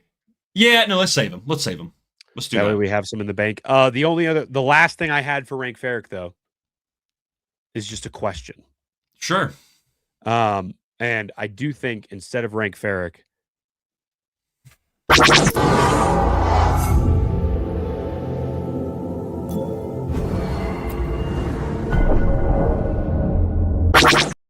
for meditation point, this was a tweet that I tweeted that you also responded to that you can find on both our Twitters and our Instagram. But we didn't really talk about it. Who does Maul hate more? Yeah. Palpatine or Obi-Wan Kenobi? And I understand the points for Palpatine. But you said Palpatine, so why do you say Palpatine? For Palpatine, so I guess it all depends on what point in time you are referring to Maul, because I think this, depending at the point, this could change. If you find Spider Legs Maul, I think it's absolutely Obi-Wan, all right, or even in early Clone Wars. But I think there's at a point where that switches. I don't think Maul blames Palpatine when he is deranged at the bottom of the pits of Lotho Minor, all right, or even when he's trying to conquer Mandalore. But at a point, eventually, when Palpatine kills Savage, right, and he's then trying to kind of like get back to where we see him in season 7. This is all in the Son of Dathomir stuff, and then of course where we get to past season 7 and Shadow Lord. I think now at this point, his eyes are on Palpatine, and even I would say early in Rebels, it's on Palpatine. Now you could say, oh, he's like, I mean, the whole Kenobi scream and stuff in Rebels. I think there's a little bit more of an argument there, but for me, I have always interpreted Maul's seeking of Obi-Wan in Rebels is more so that's all he has left. He knows he cannot beat Palpatine. He has no more power. So what is he going to do? He's going to go find the thing that started it all, because if he doesn't, he has nothing left. He has no reason further to be motivated because he tried to take Ezra as an apprentice and he failed. And we don't know what's going to happen in Shadow Lord, but clearly he's going to get to that point where we see him in Rebels in underneath that layer of ash on Malachor. I think his hatred eventually becomes a projection, right? Because he understands that Kenobi is really a living reminder of his failure and why Palpatine cast him out. All right. I don't think it's kind of a segmented, like point A to point B. Like, well, yeah, I hate Kenobi, but really it's like because he made me fail, right? But it also, Kenobi is a living reminder that I did fail and Palpatine didn't actually care about me at all. And I was just a pawn to him and I am no longer a part of his game. So I've always interpreted Obi-Wan as kind of a temporary, not even temporary. It's like, it's Maul projecting, right? It's him going, well, I hate Palpatine. There's nothing I can do now. And then I think what really settles that for me is that when they squash the beef per se, and when Obi-Wan strikes him down, Maul's not mad anymore. And I saw this interview from Sam where he's just like, he's like young Maul would have been completely freaking out, right? Maul just accepts it and he goes, is he the chosen one? He will avenge us. And what is he talking about? Who is he wanting to be killed so that he can be avenged? Palpatine. That's what he wants, right? That's his goal. He understands. Yeah. And at that point, he's kind of like, it's Obi-Wan's not really a part of this problem anymore. It's all on Palpatine. And both Obi-Wan and Maul are, they're kind of foils of each other, which I think is kind of beautiful in that way of like, you know, you could say Anakin and Obi-Wan are, but I don't think so. I think that's a different dynamic there. I think with Maul and Obi-Wan, they both are being hunted currently in Shadow Lord. And it kind of all started with them two, and they went in drastically different paths, and they keep bumping into each other. It's like they keep intersecting, and it's at these moments where they've both grown. One thing that I will say about Obi-Wan, and if I had to lean more towards one, like probably Palpatine is where I say, the thing that allows me to be like, well, maybe it is Obi-Wan is, like you said, Obi-Wan is the living embodiment of Maul's failure. Yeah. But without Obi-Wan, Maul does not fail, and he does not fail in the eyes of Palpatine in that way. And in Maul's mind, there is that thing of, at least for my interpretation, of maybe there's a world where I win and I am not cast aside. Because every time he talks about Vader specifically, he's basically referring to Vader as his replacement. Mm-hmm. And when he's going after Obi-Wan at the end of his life, or anytime he goes after Obi-Wan, of like, even in Clone Wars Season 7, with the Ahsoka, I wanted Kenobi, why are you here? Obviously, it was to try and bring Anakin to him. But I do think there is still that, in a weird, twisted way, like a father-son reverence for Palpatine, where sure, if he does kill Obi-Wan, he can, for himself, have the knowledge and like the safe feeling of, I took care of the person who embarrassed me in front of my father. Mm-hmm. Now can I, not even now can I come back, but see, I can prove myself in almost like a Jason Todd way of like, sure, I hate Obi-Wan is the Joker. Well, that's what I'm saying is like, who does Jason Todd hate more, Batman or the Joker? Obviously he hates the Joker, but like he hates the Joker and hates Batman for doing that. And until Jason has that moment of like, okay, I'll come around on Bruce, there's a reason why we can't kill the Joker. It's kind of the same thing that Maul does with Obi-Wan, of, okay, he will avenge us, because in Sam Witwer's description, Maul understands that Obi-Wan is there for a very specific purpose. Yeah. And he's like, yeah, I understand that now. He will take care of Palpatine himself. You know what I mean? Yeah. I would probably lean towards Palpatine, but I do think there is something to be said for that like weird father-son obsession for Palpatine that absolutely obviously stems from Kenobi. And I'm not saying that he just doesn't hate Kenobi. That's obviously just a complete lie. Oh no, no. Yeah, but I think and I think you're saying the exact same thing. Is we're both saying that like a lot of it is like at a point then redirected from Kenobi to Palpatine. But like, of course, he's gonna be like, but Kenobi is still like, I still hate that guy because he's the stem of the problem. Not this, but like in reality, Maul is not, when he's a little bit more calm and composed, he recognizes that it's like, nah, Palpatine is the one who really did all this. Because I definitely agree. And I think get on it of like, what about Obi-Wan? Because it's not like he doesn't hate Obi-Wan. Oh yeah, no, he hates.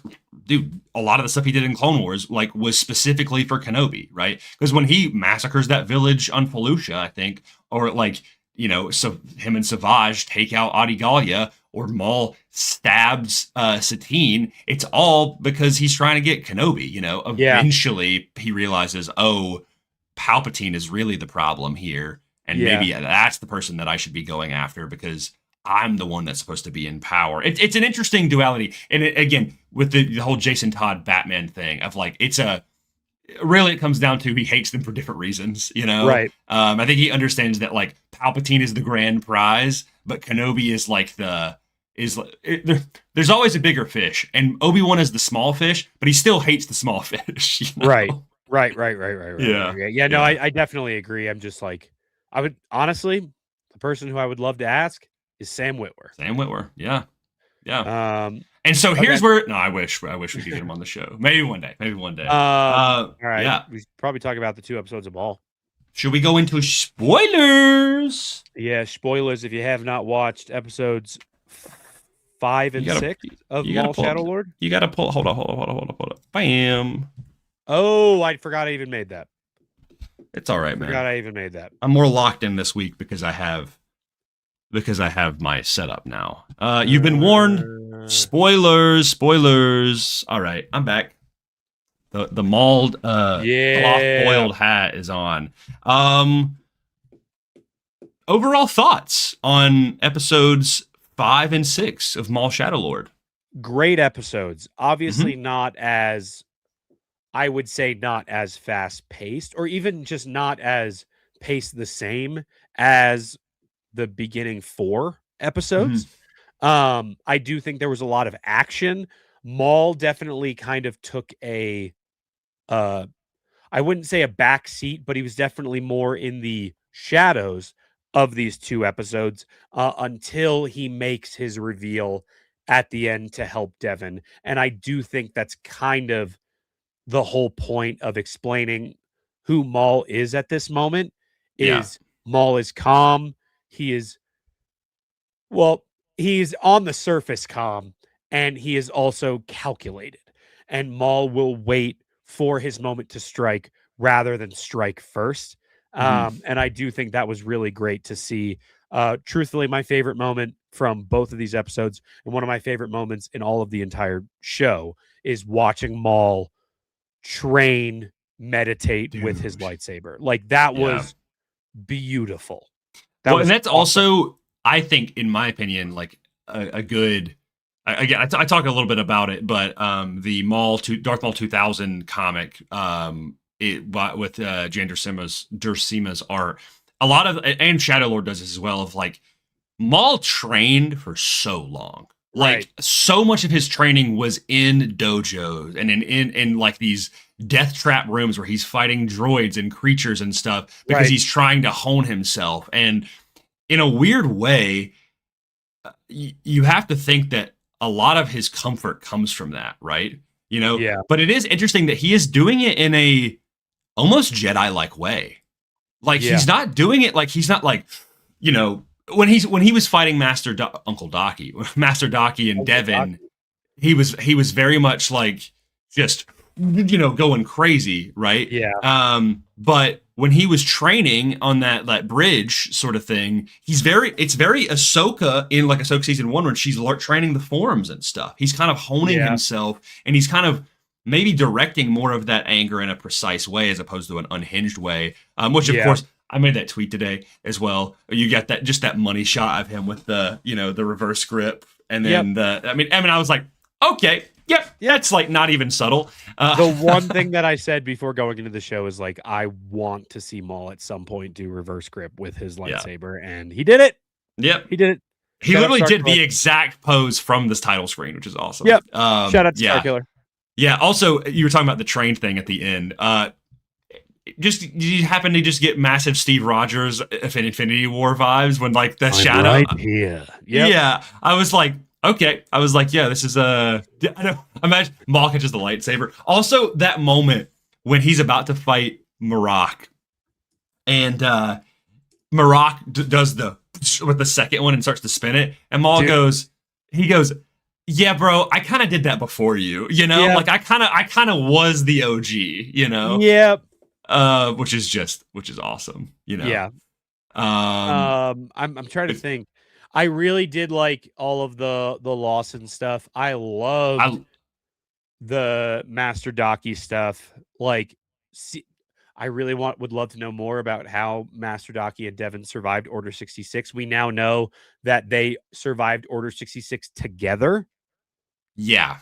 Because initially, I was like, did you think he found her? There was part of me that was like, maybe this is more like a found thing, kind of like a like Cal. Like with Seer and Cal. Yeah. And Cal. Yeah. I initially was like, maybe it'll be like that. But it is interesting to know that they've been together that long. I guess I never really thought about that, mainly just because like when she hugs him at the end of episode 4 and he's like injured and she finds him. I believe it's in episode 4. She like really embraces him, and I was like, okay, this is someone who has known this guy for a long time, Yeah. Considering this is like pretty fresh off the heels, but it's still really cool. And yeah, Lawson was, I love that character. And a lot of people I've seen complaints of being like, oh, it's focusing too much on Lawson and blah blah blah. And I'm like, no, it's cool. I get, that like sometimes when I'm reading a Star Wars book or something, and it's like you're reading a Maul book, and then you get to a chapter of like, or let's talk about there's a couple books that I'm like, okay, Heir to the Empire, for example. You're reading a Luke chapter, right? And you're like, man, this is awesome. You're reading a Mara Jade chapter, and then you're like, oh, now I'm on a Stinky Talon Card chapter, or this first book is good, but like Last Command was that, but like you got to realize like you got to have more moving parts of a story.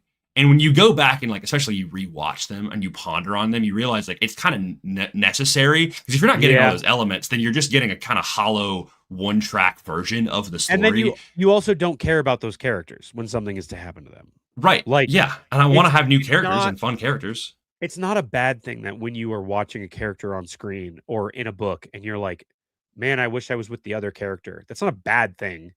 It's just you have to get to the point where you are then sold on the person you are reading about. Yeah, and then Ahsoka, perfect example.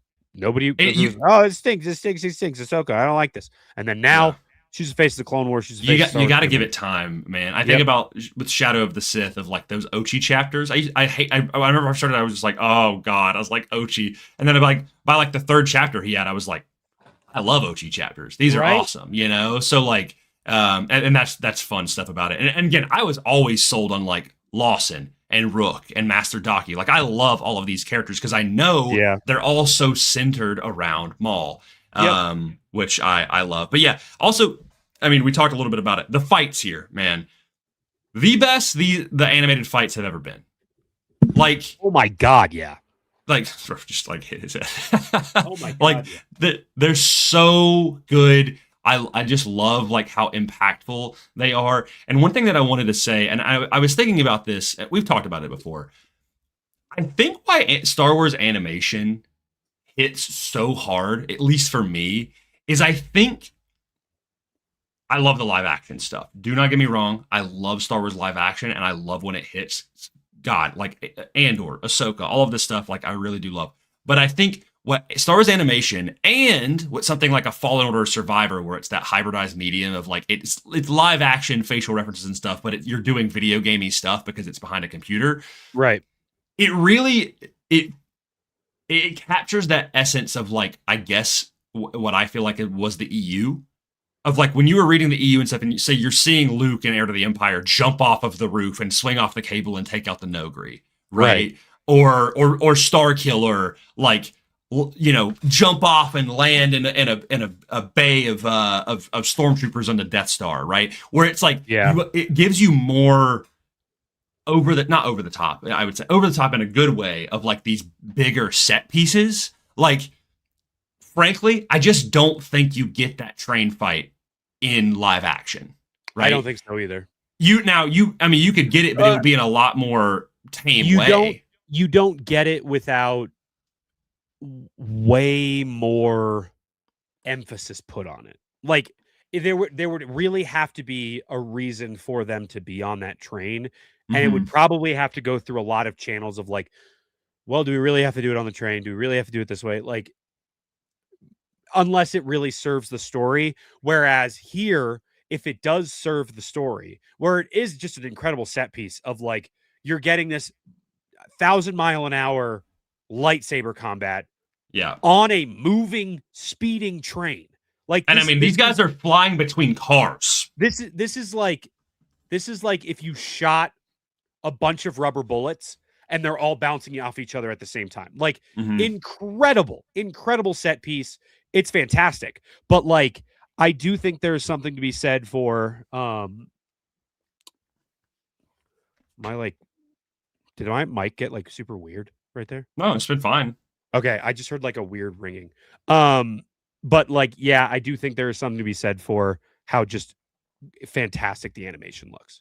Yeah. And like the action sequences of like from the transitions between like them on the apartment to like climbing up to the roof to then like them fighting on the roof to Lawson shooting at the ship to then like again like you probably you could get this in live action, but like I immediately thought of Fallen Order, and then when I was seeing this of like when Devin hops up onto the LAAT and like cuts it open and then like just gets in it, I'm like, it's just you have a little bit more creative freedom with it. Obviously you're a little bit more strict or limited when it comes to live action. That being said, though, like I think back to like the car chase in like episode 1 or 2, and I'm like, you know, someone who would try to do like some animation level stuff if he was like directing a Star Wars movie would be like Christopher Nolan. Right. Like Christopher Nolan would be the type of guy of like, actually we are going to make Maul and Devin and Mark fight on a giant train, you know, and it's going to cost $10 billion. Like, oh my God. It's incredible. Agreed. This Laney with a actual good take. Rare good take from Laney. Yeah. That's why I'm like, we talk about like an absolute Batman with like a comic book stuff of like, I'd love to see that animated. I'm like, would I need to see that live action? I don't know if it would hit the same, because it's just like I just love how whatever Avatar. You know, like Avatar, now the live action Netflix is pretty decent, but when the Unspeakable movie came out, people like, it paled in comparison to stuff that was in the show, because it was just like, what are you doing right now? I think you have to understand the story. Like this fight is like, on the same, like to me is like, it's so good. And it's so like such a great narrative set piece, but then also a fight like Jedi's Fury, what I call it, in Return of the Jedi, is in a pretty tight spot. They're not throwing like, there's a part where Marok like fully like force pushes Devin, or maybe it's Maul. I think it's Devin, through like a bunch of crates, and all the crates like, it's like you can also have more intimate and interpersonal fights in live action, and I think that's where it hits. That being said, I love a good over the top fight in live action, but it has to be done right. I did really love Marok and Daki initially when Marok comes into the apartment, and then like you really don't see a lightsaber fight outside of Obi-Wan and Anakin in the elevator in Revenge of the Sith, like in that small of a contained space, which is really cool. It's like they're fighting in a phone booth. I really like that. I thought too, I was just like, oh, that's like, and that would be tough to do in live action, you know? Yeah. Because it's like your lightsaber would just be hitting the walls. And that's the fun thing of like, I always like that in like the Jedi Outcast or Jedi Academy games. It's like they would treat the lightsabers of like going through the walls and stuff. Because, but then again, I guess Anakin and Obi-Wan do it in Revenge of the Sith when they're like going through the hallway and they're just like cutting up the walls, you know? Yeah. Speaking of cutting up the walls. I did want to bring this up a little bit, and this can be kind of, I think our last thing is probably speculation on what the end of the last or the episode 6, who was he talking to? But before we get to that, Marok has some stuff. Yes, correct. So Marok showed a little ability in the show today. That's technically psychometry, correct? It is psychometry. Now, there's a select few characters that have done psychometry in canon, at least in terms of like well-known. All right. I'm sure there's, I think, some in High Republic and stuff. Sonny, if you listen back, feel free to comment that. I would love to know, or just DM me so I can correct myself next week. But the most notable people who can do it are Cal Kestis. Cal Kestis, number 1.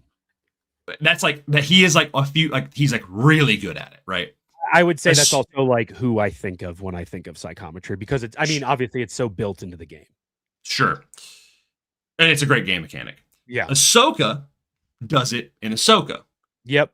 She doesn't normally do it, but she does focus and she does it. And so, and again, I don't think psychometry is a thing that like nobody, like it's like only certain people can do it. It's just that some people are better at it than others, right? Yeah. You think about lightsaber forms of like Obi-Wan's better at one form than Ahsoka is, than Mace Windu is.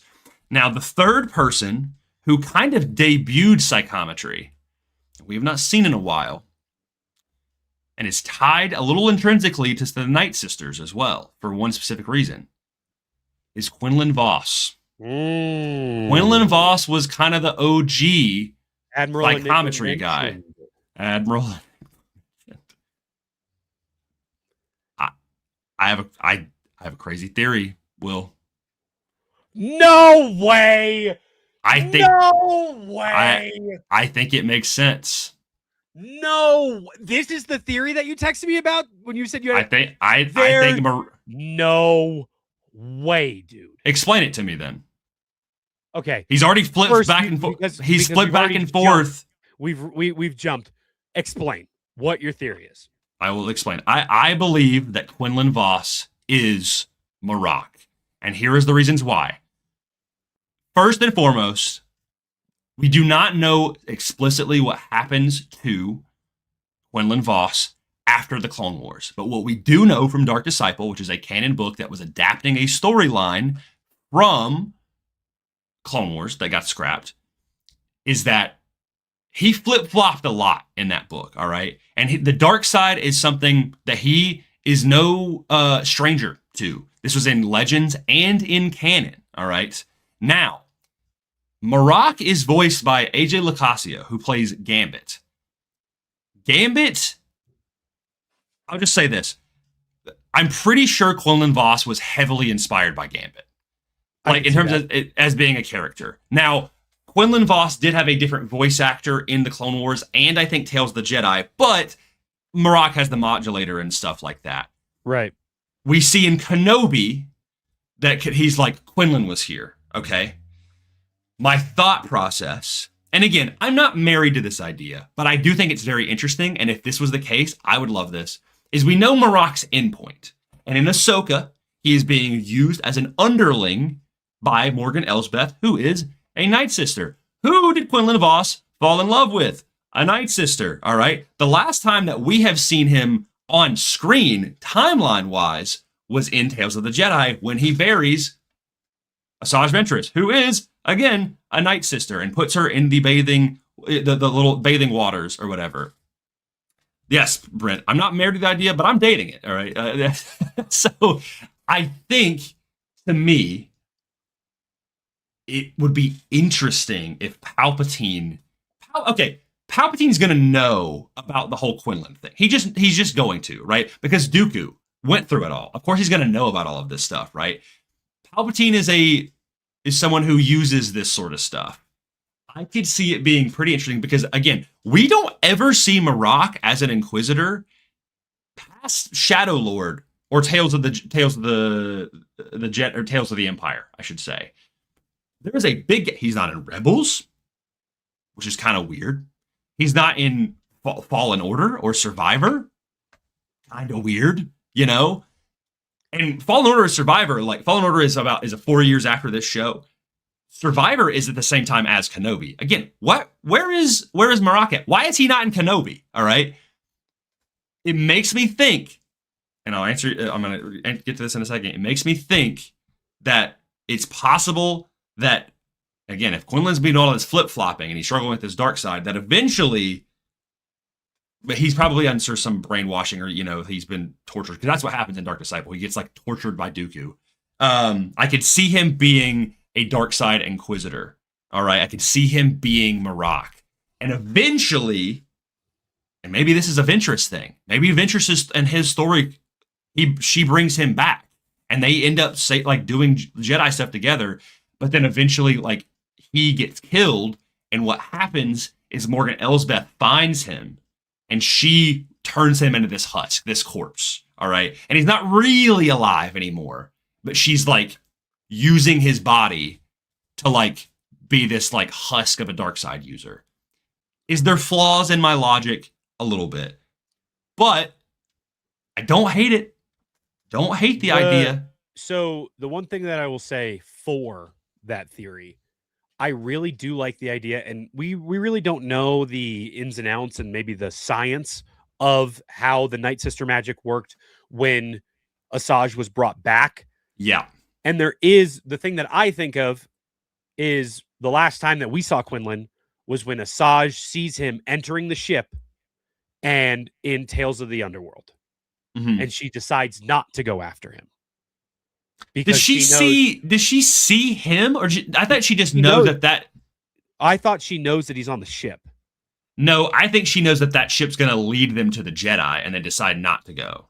Okay, I don't know why. Then I thought that he was. I think she knows that it will take her to Quinlan, but he's not on the ship. But I guess it's the same thing. So either way.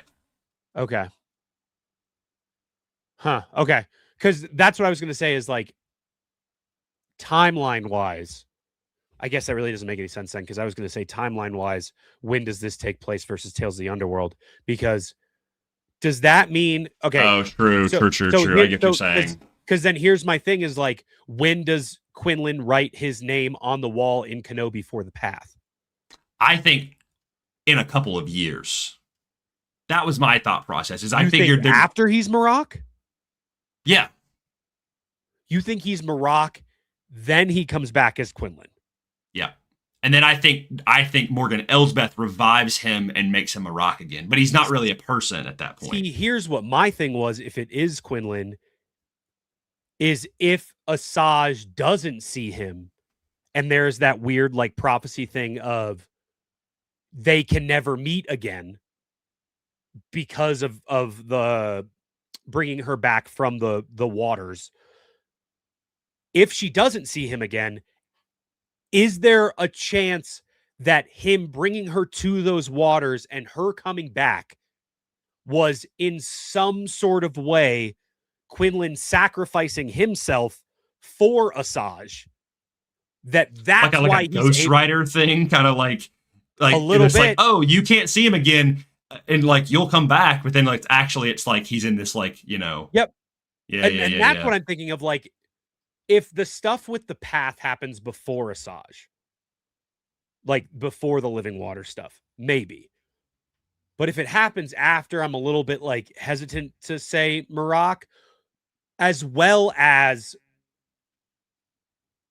if Quinlan does come back as that weird spirit thing, maybe that's why it's easier for Morgan Elsbeth or whoever it is to reanimate him and put him in Marrok's body, because they needed just a vet. They needed somebody who could, not really a dark side user, and definitely not a dark side user, but somebody who has dabbled, to just be kind of like this mindless being. That's what kind I of think. like one of the horsemen of apocalypse. You know what I mean? Like Gambit? Exactly. But like, that's what I'm saying. So if there is this weird thing of like Asajj coming back ends up being like a weird, like sacrificial thing for Quinlan, where one has to take the place of the other. And then that's what draws Quinlan in, of like, that's how his spirit is able to be used for Marrok. Yeah. I don't know. My only other theory is I'm like, she hears about Quinlan's name in Tales of the Underworld.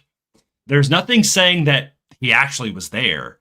Is it a thing of like someone is just saying of like someone is like knows of Quinlan Vos and is like it almost kind of doing it as like a thing of like hope and inspiration of like it's almost like a legend thing of like, oh, that's Quinlan, but it's like, or like a chupacabra or something like that. Or like, and then maybe like eventually myth.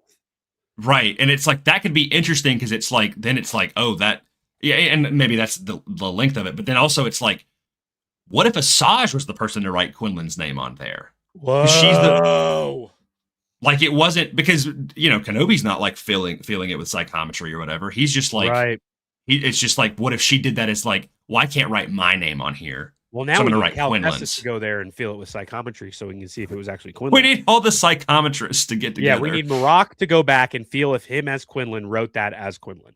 I hope there was a Jedi class called Psychometry 101. And then Psychometry 201, Psychometry 301. Like the Padawans are talking about like having their psych test, but it's psychometry and not psychology. Yeah. They're like, dude, I'm really nervous about my psych exam tomorrow. I'm a psych major. Yeah. That's awesome. Yeah. I don't know. I don't think it's set in stone, and I see why there's some flaws, and people would probably get annoyed with him being like dark side, light side, dark side, light side. But I'm like, at this point, I'm kind of like, well, in Dark Disciple, he did it like 5 times. Might as well just commit to the bit, just make him the most annoying. But I think at this point, it would be interesting to like for Palpatine to be like, oh, well, I know that this guy is malleable, and I know that I can shape him in the way that I want to. And yeah, I was going to mention because I mean, Quinlan is a competent fighter. He is a good he's kind of like he's a skilled Jedi. Right. And where is it at? Yeah, he's way more of a threat here, Yeah. Which kind of makes you think of like, okay, realistically, like Ahsoka at the point of Ahsoka would body Quinlan Vos if Quinlan Vos was a zombie, Yeah, but also Marrok is a zombie at that point. He's more of just like a thing that moves. Like he's just he's a weapon. He's not even a person. Like he speaks, but it's just like, Marrok, do this. He's like, yes. Yeah. He barely says anything. He has more dialogue in this episode than he does as Frankenstein's monster. Right. Yeah. Yeah. So he's gonna be played by Jacob Elordi. I guess also the in live action will be played by Sydney Sweeney. Oh no! My only other thing is I could see I was kind of comparing like Quinlan's build to Marrok's build, and I'm like, okay, Marrok is a little taller and skinnier, but if Quinlan was tortured by the Inquisitorius or by Palpatine, it makes sense if he had lost a little bit of weight and he was a little bit more gaunt, like he got like really skinny. I don't know how tall Quinlan Vos is, and I don't know how tall Marrok is, but they're probably around the same height. Right. But yeah, anyway, that was my crazy theory. As soon as I was like, because psychometry is a more rare thing, and Marrok is doing it kind of effortlessly. He's not like, he's just like touching it, he sees it. Touching it, he sees it, Because some of people, like, it's described which makes with him really cool for somebody who's intimidating somebody or interrogating somebody. It's interesting. I'm like, he's doing like detective work. Right, dude? And I was like, that's interesting. That's like a cool foil, not foil necessarily, but like a one-up to Lawson, where Lawson's doing the second work, and then Marrok comes in and he's just like, no, I got this. You had coffee and beans for breakfast. He's like, you missed your son's the space lacrosse game, you jackass. Was it Bo-Katan? He puts his hand on his shoulders like, you know what I would hear right now? Goal Riley Lawson, but I don't because you weren't there, jackass. And then Lawson walks out and he's like, what happened? What did he say to you? He's like, I don't want to talk about it. Like, I don't want to talk. He read my mind. Also, just one little some guy. Probably. Probably. The only other thing is the moment I really liked is the moment where Riley calls his mother, and his mother is just like a imperial shill, just like, oh, just do what they say. Yeah, I know. I'm like, man, there's Two Boots over there now, but then Two Boots is getting the brunt of it now. He's like, what's his face? Like, is it Lieutenant Blake? Yeah. And he's like, has Lieutenant Blake popped up? I don't believe so. Oh my God. It's from Mando season 2. Huh? It's Joe Chill. Am I crazy? What? Is that not who that is? What? I kid you not. Is that not the Imperial from Mando season 2 when Bill Burr kills him from Burnin' Khan? Am I crazy? What? Hold on, I'm looking it up. And please tell if I'm wrong. But I'm pretty sure they're the same character. That's why he has the distinct like markings around his eyes. Imperial Bill Burr. That's Valen Hess. Lieutenant Valen Hess. Yeah. Oh, okay, gotcha. I thought that would have been a crazy connection. Is Lieutenant Blake from something else then? Because he sounds really familiar to me. Like not like voice wise, but I don't know. Man, I thought I was onto something there. It's just Blake. No, he's just in Shadow Lord. Okay, well, too many tinfoil hats for me.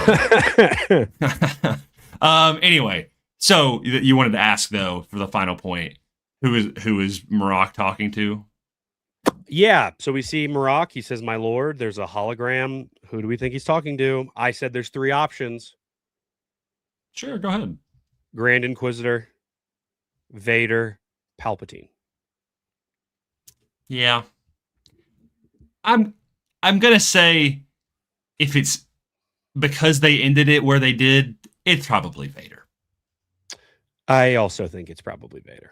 Yeah, like if it was Grand Inquisitor, that'd be awesome because the Grand Inquisitor's design in Tales of the Empire.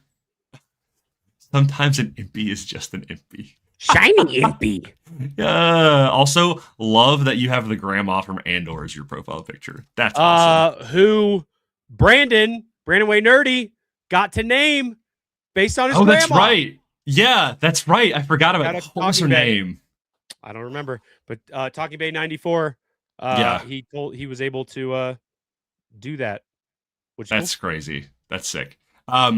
I think it's Vader. I mean, I think if it's like a crazy red herring, I think it'd make people mad. I don't think they'd build up all this hype for Grand Inquisitor. I do think it would be like a little interesting if it was Palpatine. Obviously, it would be interesting if it was Palpatine, but like I do think it would be maybe a little expected, only because obviously of the Maul hating Palpatine thing, but also like everybody was like Vader's gonna pop up in Bad Batch, and then he didn't, and it was always Palpatine. You know what I mean? This is a good point. Do the other Inquisitors ever refer to the Grand Inquisitor as my lord ever? I think other Imperials refer to Grand Inquisitor, but I don't think the other Inquisitors refer to the Grand Inquisitor. I was thinking that as well, but I was just like, who would the other who would be people that Marok would be reporting to? You know what I mean? Yeah. So I don't know. And plus, also, like, the only other person we've ever seen Marok bow to like that at this point in the timeline was in Tales of the Empire, and it was Vader. And this is my other point. Brent says, I just don't think the Inquisitors talk directly to Palpatine. And Vader leads them. Agree, Jacob, with the... Yes! He did it. He did it. Bro, if OG showed up in animation, though, that'd be awesome.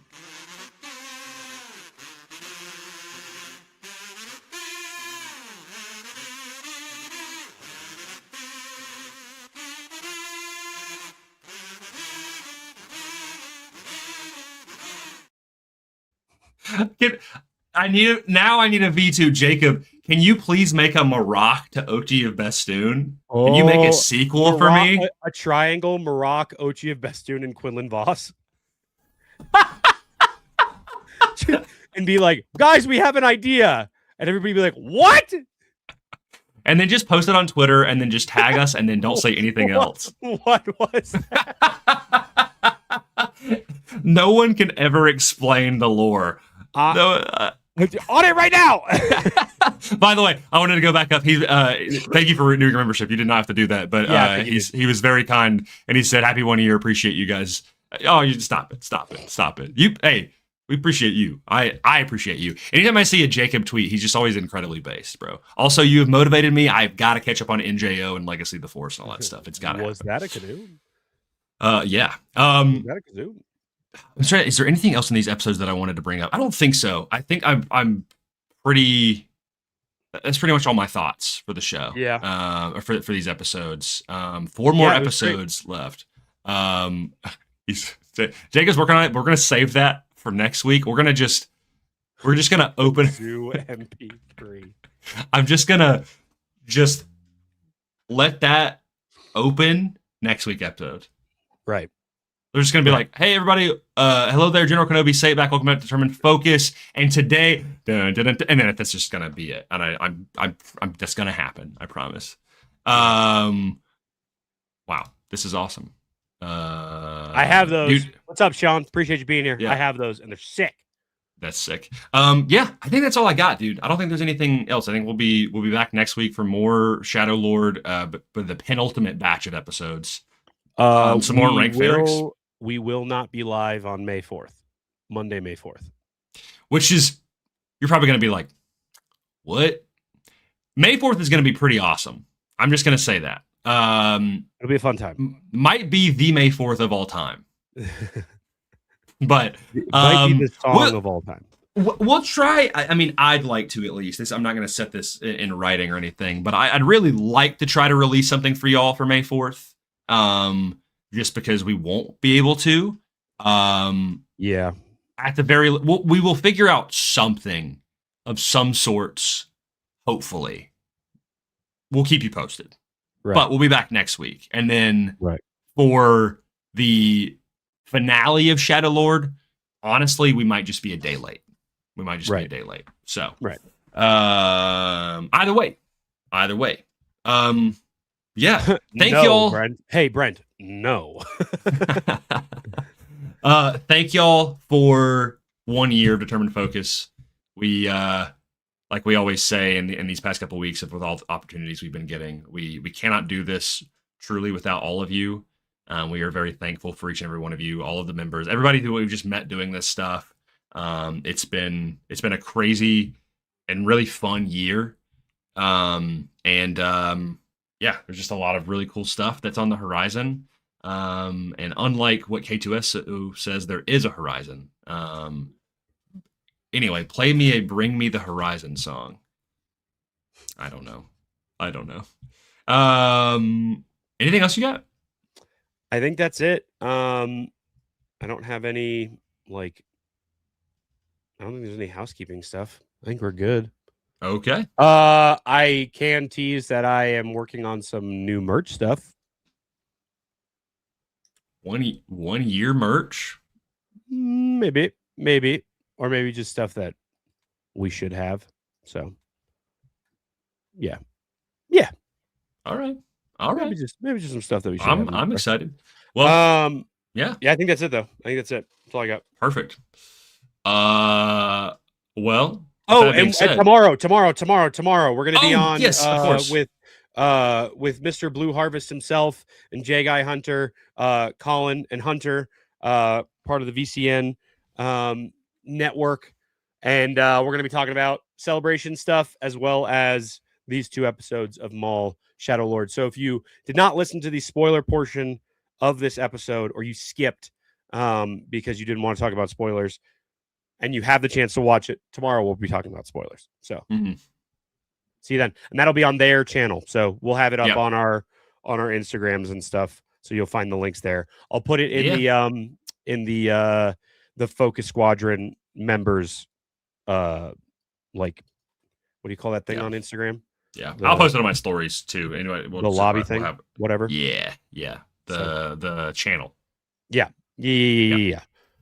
Well, that being said, may the force be with you. But more importantly, your focus determines your reality. Bye-bye.